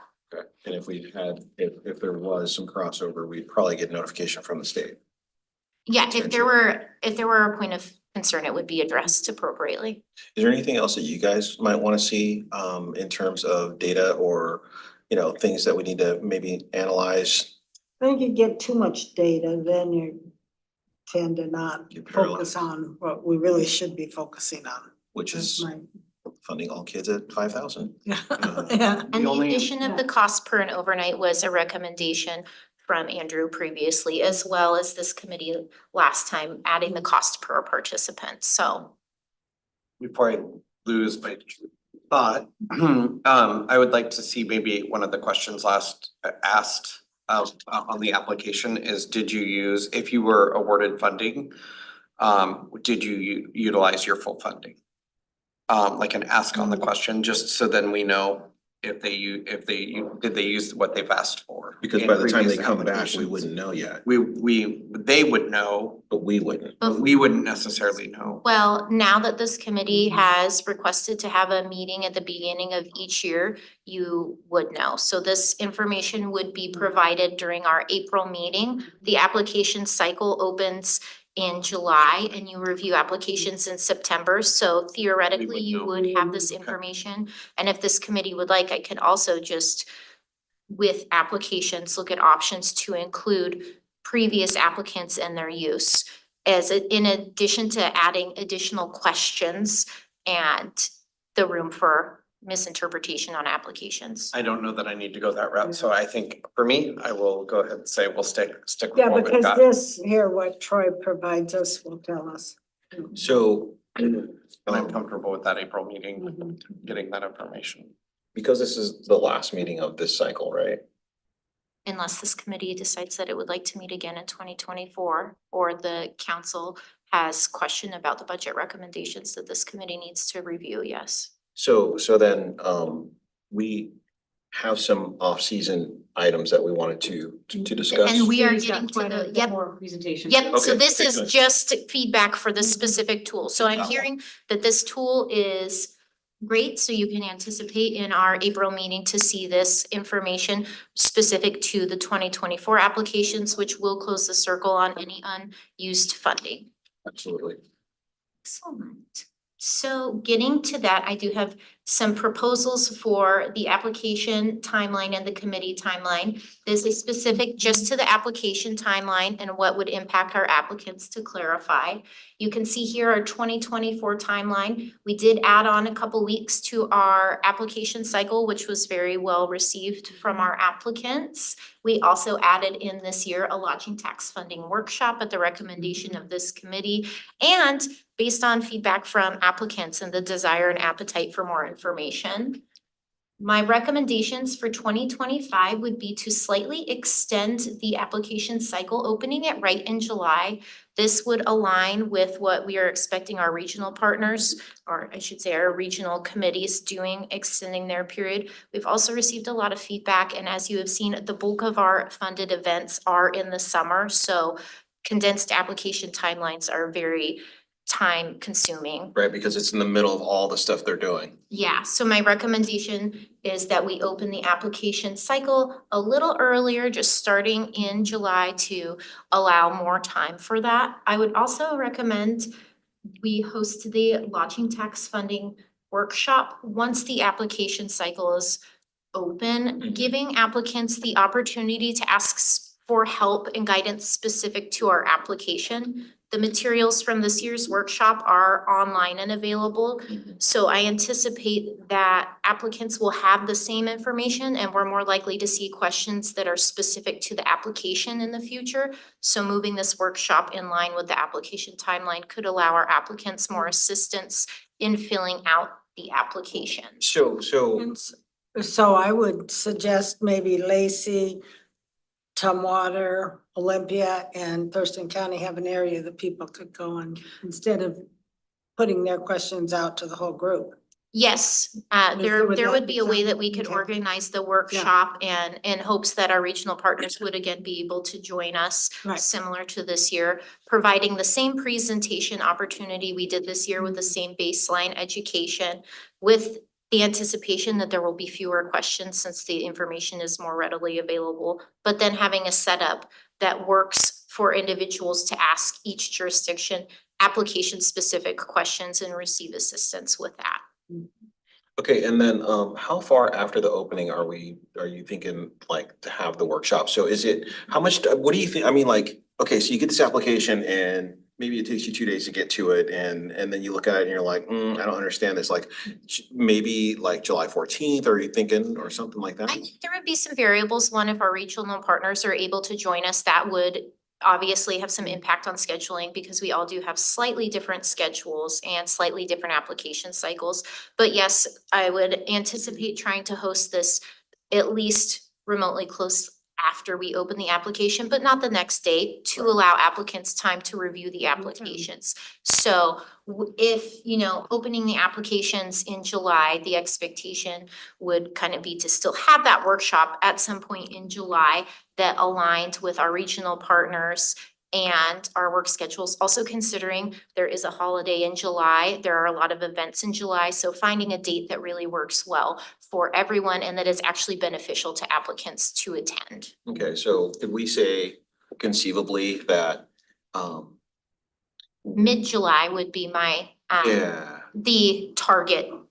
okay, so as long as, and I was thinking more, I was kind of thinking like, okay, workshop and then they still have 30 days. Yeah, the goal That'd would be that'd to nice. have a workshop that leaves enough time for applicants to complete the application and then still reach out for additional questions. So it definitely wouldn't be something that we would have 5 days before the due date. One, because that is not very much time for our applicants. And two, again, we have different timelines and really wanting to bring in our regional partners. We want to make sure that there's enough time and buffer for all of us so that we can increase the participation and reach in our community. And one thing that we learned at this workshop is a lot of people are able to copy and paste their answers. So a lot of, we found with the Sadie and the other presenters that a lot of people use the same information for, so it's not that they're recreating these from scratch every year. So the need, yes, it's awesome that we have a awesome community staff that can help with these applications, but year to year, we're seeing the trends of people copying, pasting and using similar information in each of their applications. So I don't feel like people are starting from scratch year to year.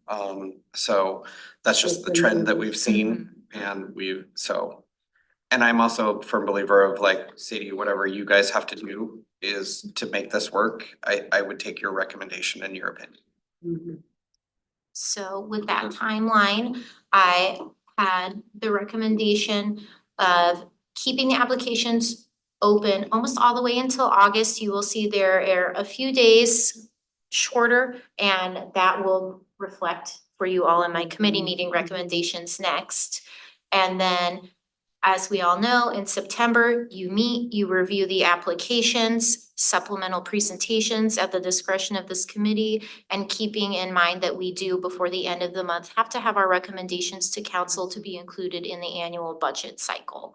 So with that, as you all know, the city council approves the budget. Once the budget is adopted, staff are able to reach out to the applicants who have been awarded funds and start that contract process, typically occurring in January, early February. So we're able to get those in agreement. So applicants who have events or activities starting in the beginning of the year can receive their funding.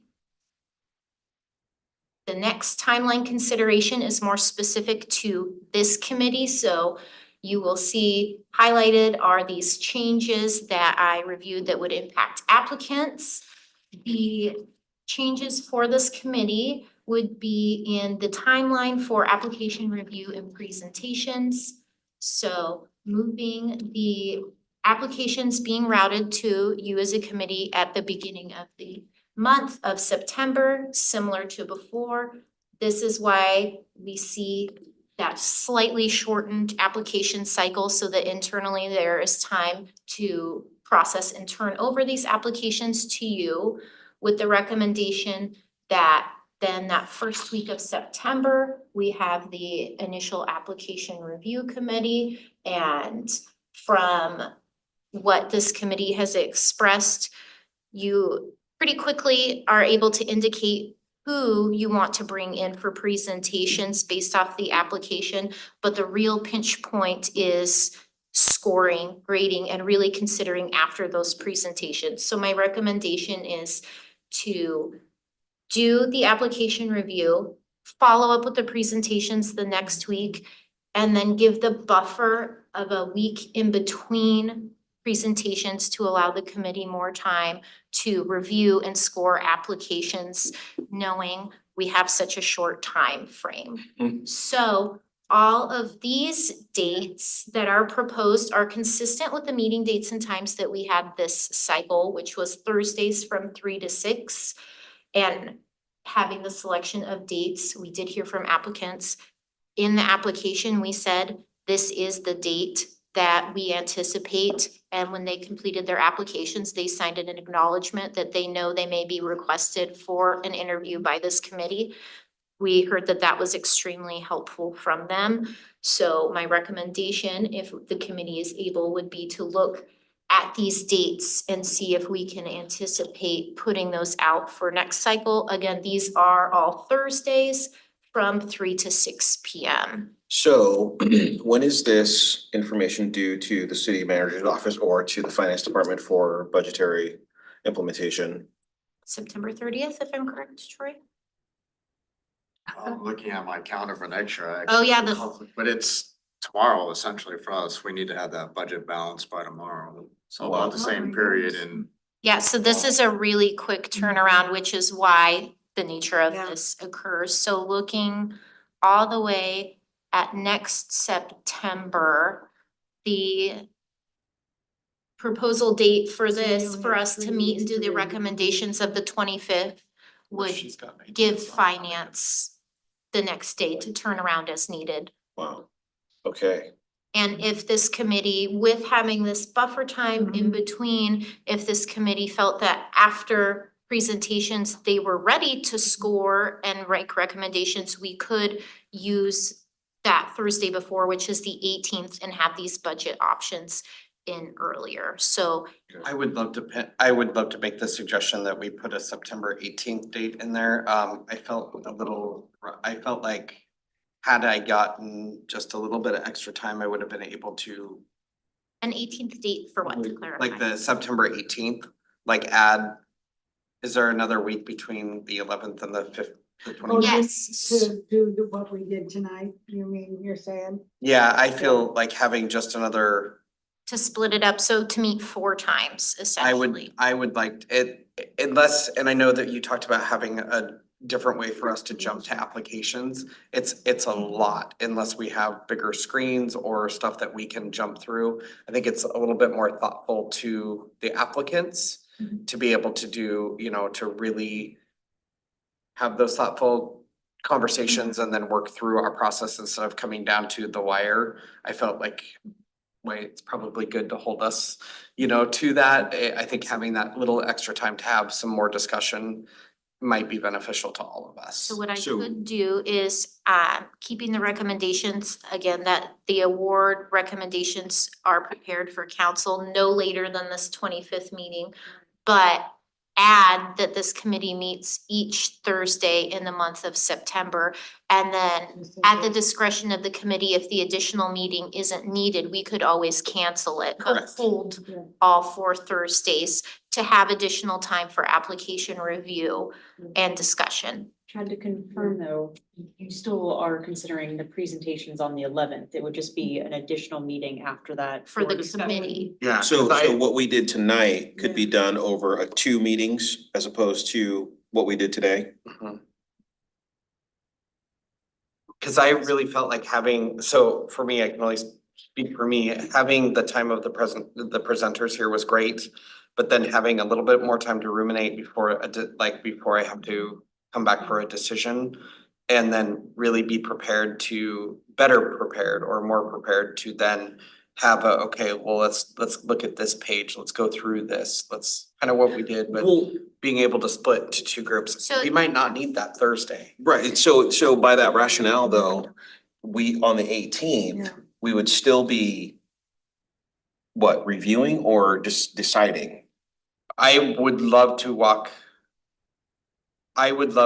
have the extra week in case we need to split the scores for review and then come to the 26th with the recommendation. So to clarify, Chad, what I'm hearing is extra time to review as a committee and have committee discussions, not individually. So having that second meeting where you could do a review and have those extra discussions, so we're not on the time crunch as we noticed tonight.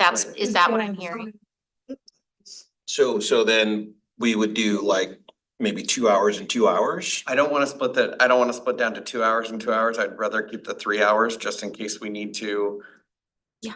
I would rather keep the whole time, but again, if we come back on the 19th and we don't need, or I'm sorry, we come back The 11th. the 11th.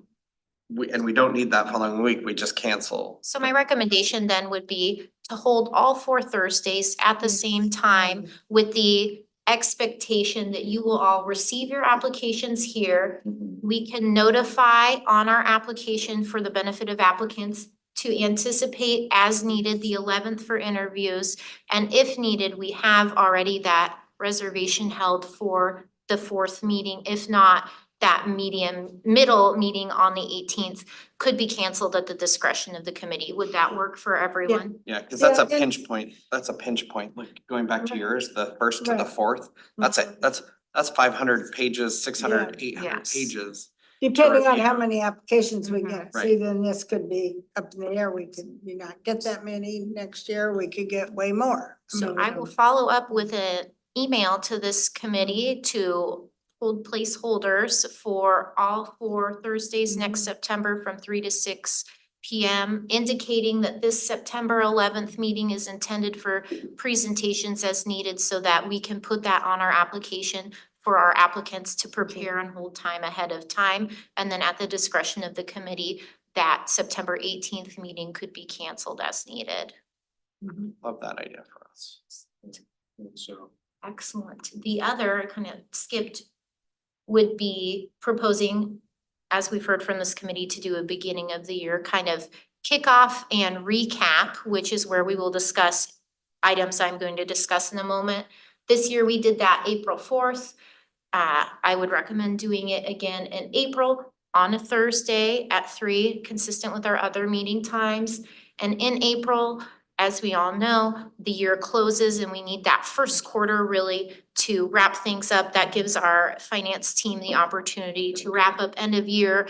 Also gives some more accurate projections because typically, if I'm correct, Troy, the tax projections and things are off or behind essentially on 2 months from what he's able to report to this committee. So doing that in April will give us a more clear view of the closed 2024 cycle.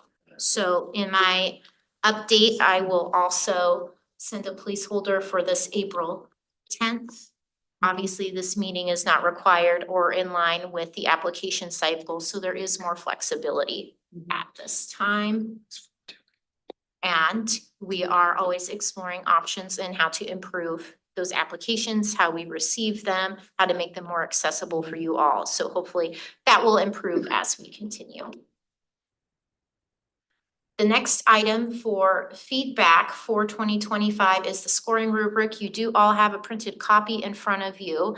I've heard from this committee that this is something you would like to discuss in more detail. So what I'm asking from you tonight is just items for consideration for discussion at that April meeting. So I have some time to prepare alternatives or information for you by April. So we have homework between now and April. no, I have homework. I'm asking Okay. you now to assign me the Oh. homework. So what things regarding the rubric would you like me to have prepared or bring back or options to consider in more detail in April? Okay. I love the rubric. The only question is the new event question, because it's new event to Lacey or new event in general. Okay, I just want that clarified. Other than that, this is awesome. Mhm. Don't change it. Gold stars. Thank you. any other items for, Not off the top of my head, but if. and we do have until April, so you feel free, please, to reach out if anything pops into your head after tonight's meeting, but Deputy Mayor, I know this was one, you had thoughts, questions on anything specific that I can prepare? Maybe even feelings. Feelings, I okay. don't have those very often. Feelings are valid. It can be. So in the rubric, there's some of, as I'm going through it, I'm thinking to myself, this is a no, I mean, like, why am I answering this question, right? Like, Mhm. it's new, okay? You can, if, is there any portion of the rubric that you can just go ahead and pre-fill for us? Yeah.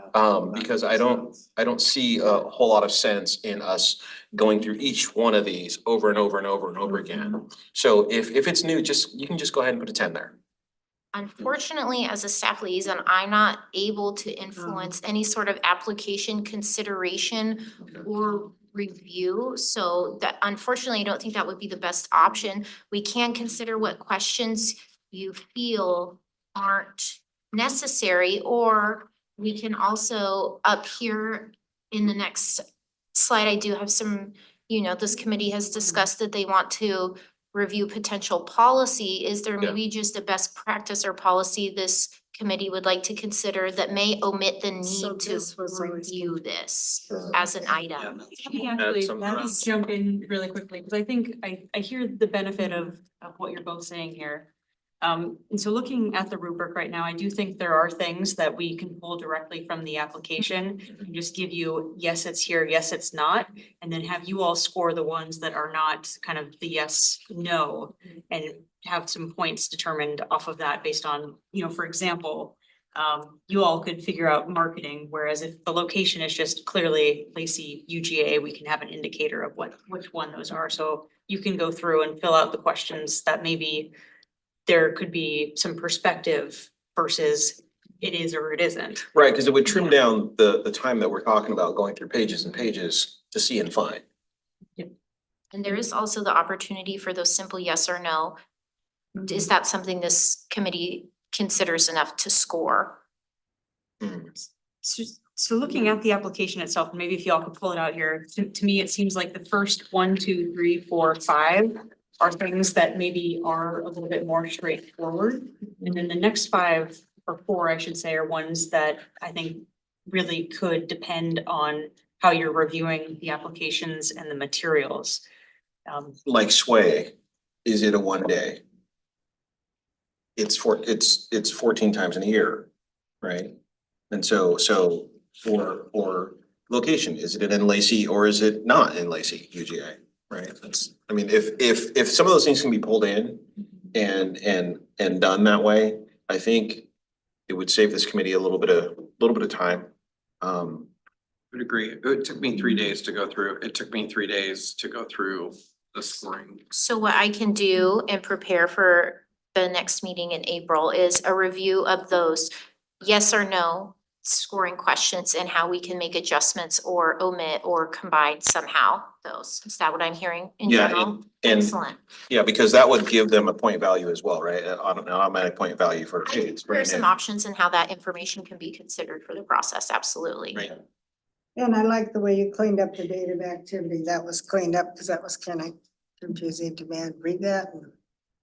Okay, I went back to it a Yeah, couple times. yeah. So, yeah. so that was good. So what I will do is prepare some options to streamline the scoring process too. You include more things that are up to interpretation as opposed to yes or no. Mhm. Any other suggestions, feedback, recommendations to bring back for 2025 on the scoring rubric specifically? There are other items, don't worry. Hearing none. Done. Excellent.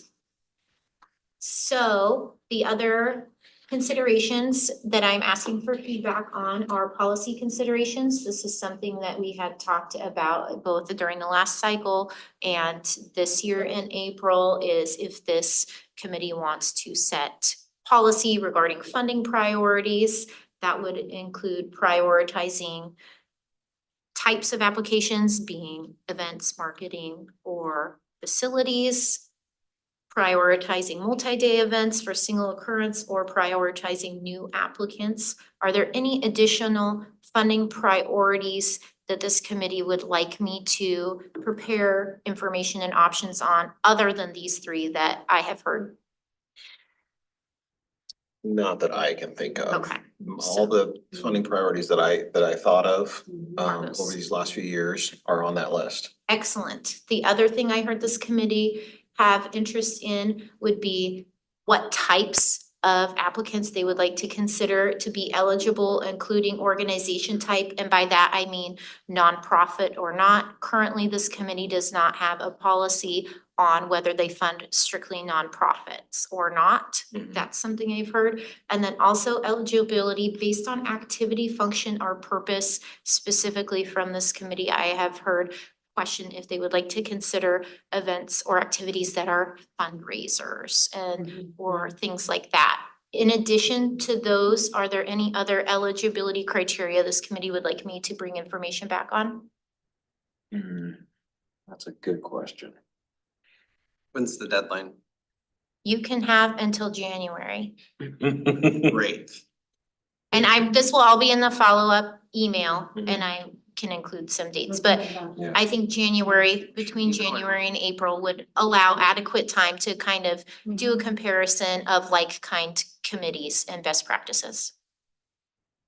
Yeah, I noticed there was some applicants who did not get funded last year, who did not come back this year. That was very interesting to see. All right, so no more feedback at this time, at least regarding policy considerations. On the list for updates in 2025, I've also heard the potential for the Parks Improvement Funding Work Group discussion, which would come from Ruth. This committee has expressed interest in hearing about short-term rentals and what impact those have on the lodging tax. Any hotel development updates we have heard interest in hearing about.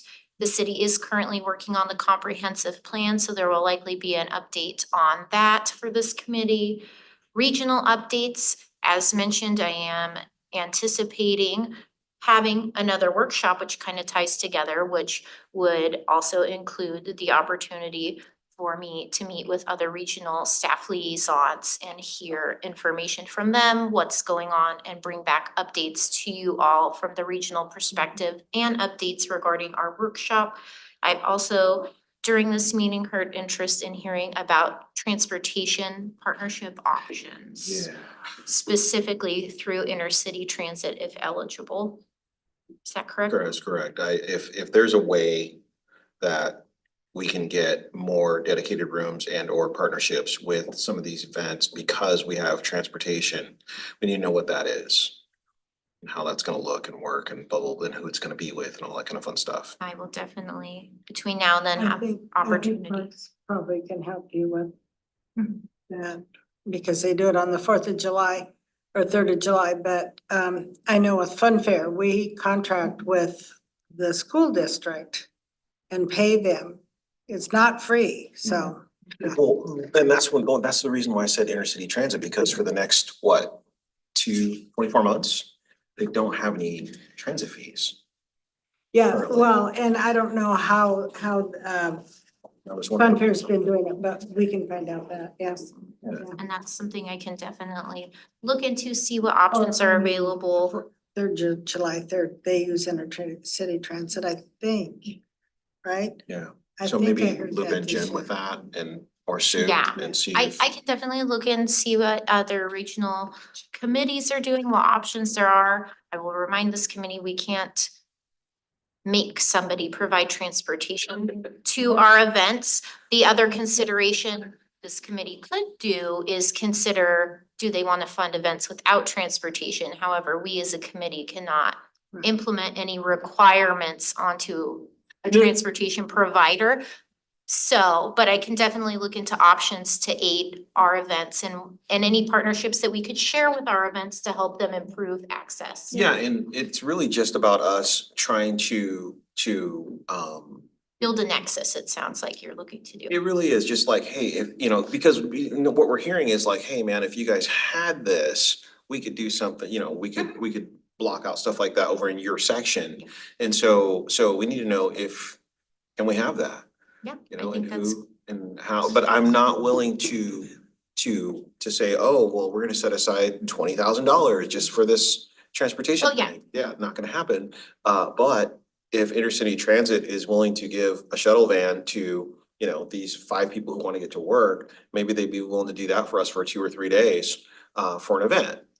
And then that way we could have some Lacey hotels be represented in for South Sound Block Party or whoever it is that says, we'd love to book some rooms in your area, but you guys just aren't close enough. Yep, I think there's definitely an opportunity to provide more information and make information about those resources available to both our hotels and applicants so that they can have those options for their events, which would then in turn be reflected in their applications. So we can, Yeah, I think Sadie, you said that really well of, I think it's more about us having a conversation with intercity transit so we can help pass on information to potential applicants rather than, you know, us having a coordination. I mean, Ruth, like you mentioned, the two events, and I just want to point this out, where there are bus support, they are huge events where people are in one location. We're talking about events where people could be in multiple locations and not have as large of a volume of individuals. Exactly. So I think, you know, for right now, you know, Sadie highlighted here that we can have a conversation with intercity transit and see if there's a way that they maybe want to come to a workshop, if they have some ideas on what they could pass on as information to applicants in the future. Yeah, yeah, just be a Connector. provider of information. Yep.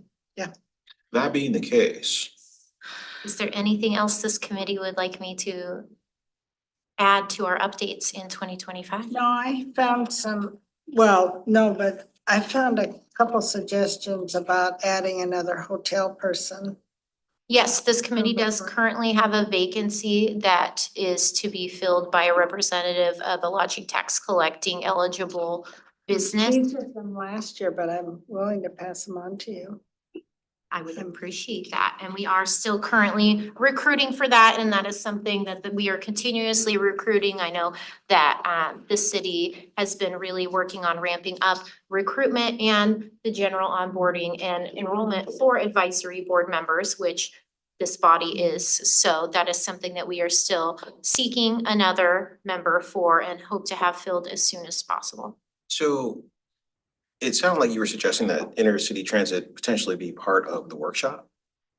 I think that there is the opportunity for information sharing at the workshop. I think it would really depend on what they're able to offer and what we are able to share, keeping in mind that we are limited on our ability to recommend partnerships and relationships as a governmental agency. But if they had general information that would be beneficial to applicants and were able to participate in the workshop to information share, there may be an opportunity for that. Is there any other entities that you think might be beneficial to have at our workshop?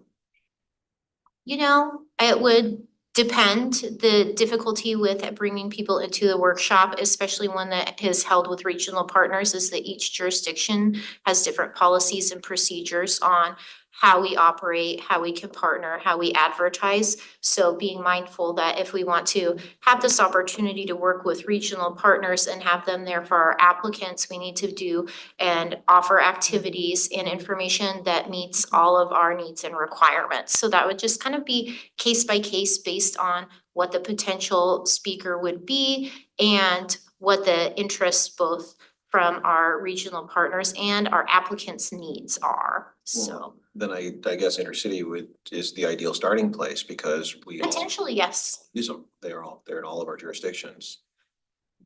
Usability for the applicants is different than the city's ability to partner in such a way, but. I think Deputy Mayor, though, it's, let us have a, you know, conversation and just say, you know, is this something that is even a possibility? Cause it could be that, you know, intercity transit, you know, is not interested in having further conversations on the topic. So we just need to say, hey, like, is this something we could talk to a little bit about first before we know kind of what we can and can't do? So let us start with some conversations first. And additionally, meeting with our regional Well, what the partners and need making is. sure, yeah, and if it's a need for our regional partners, because I think one thing we saw with the workshop this year is there was a very large benefit to working with our local jurisdictions and having that one-stop shop for our applicants.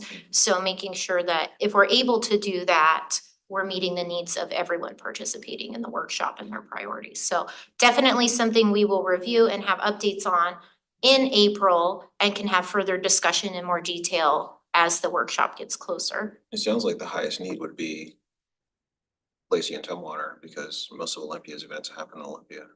I think the highest need for the workshop is us to be there to help our applicants in answering questions about the application, and that is absolutely something we can do for sure. I mean, the highest transportation need. Oh, yes. Oh, I have a yeah. couple of questions. Yeah. In past years, we've had events placed on our calendar. Is that something that we're continuing? Can we continue to do or? Please. When you say calendar, can you clarify which when I- calendar? Because there are a lot of When I- calendars. When I was with the Washington Center, everyone that we funded was placed on my Washington Center calendar. Like on your personal Outlook. Yeah, it was not put there by me, so it was put there by some magical, awesome person at the city of Lacey. Nicole. It might have been Nicole, so I don't know if that's still an option. Currently, we have all of the events on the lodging tax page, and with our website updates, we're able to add things to the website event page. Okay. One also really great thing is in the past experience, Olympia has added events who have decided they want to work with them as a benefit of being an LTAC recipient to their calendar. I think there are definitely options, and I'm able to send everything to you all. Now that we do have a city email, you do have a calendar associated with that email, so there may be some options for me using your city email to send you city reminders, but I will definitely make sure this committee has that information Okay. in a way that works. Yeah, cause if you can just point me in that direction to the resource, I Yep. can put it on whatever calendar I need. Yeah, That and I works for will me. definitely make sure that you all have that information. Secondly, the attending events and tickets, each jurisdiction has been different, but I'm wondering if we can talk about that maybe in April of like, are we allowed to receive tickets to events of anything that we fund? Like, is there rules and regulations around that? And, cause I know that sometimes we've been told yes, sometimes we've been told no. I know other jurisdictions also have done that and they do give tickets or invites, recommendations, so I just wanna make sure that that is Yes, I spoken will look to. and see what our current policies are, being in mind of the potential conflict of interest of receiving gifts essentially from awardees, but I will follow up with some information specifically on that and what is and isn't acceptable. I know in one jurisdiction, they say, hey, we have this many tickets, if you want to, let us know if you want to go. So Yeah, That's really So- surprising to me, because keeping- when I called on this date, I couldn't even buy my customer coffee Right. almost. I mean, yeah, it's just and you crazy. know, So I just wanna make sure we're doing everything Yeah. yes, above board. I will definitely look into what our rules are on that. And then some of us on this committee are really good about checking our Outlook emails and some of us aren't so good. I'm not gonna mention any names.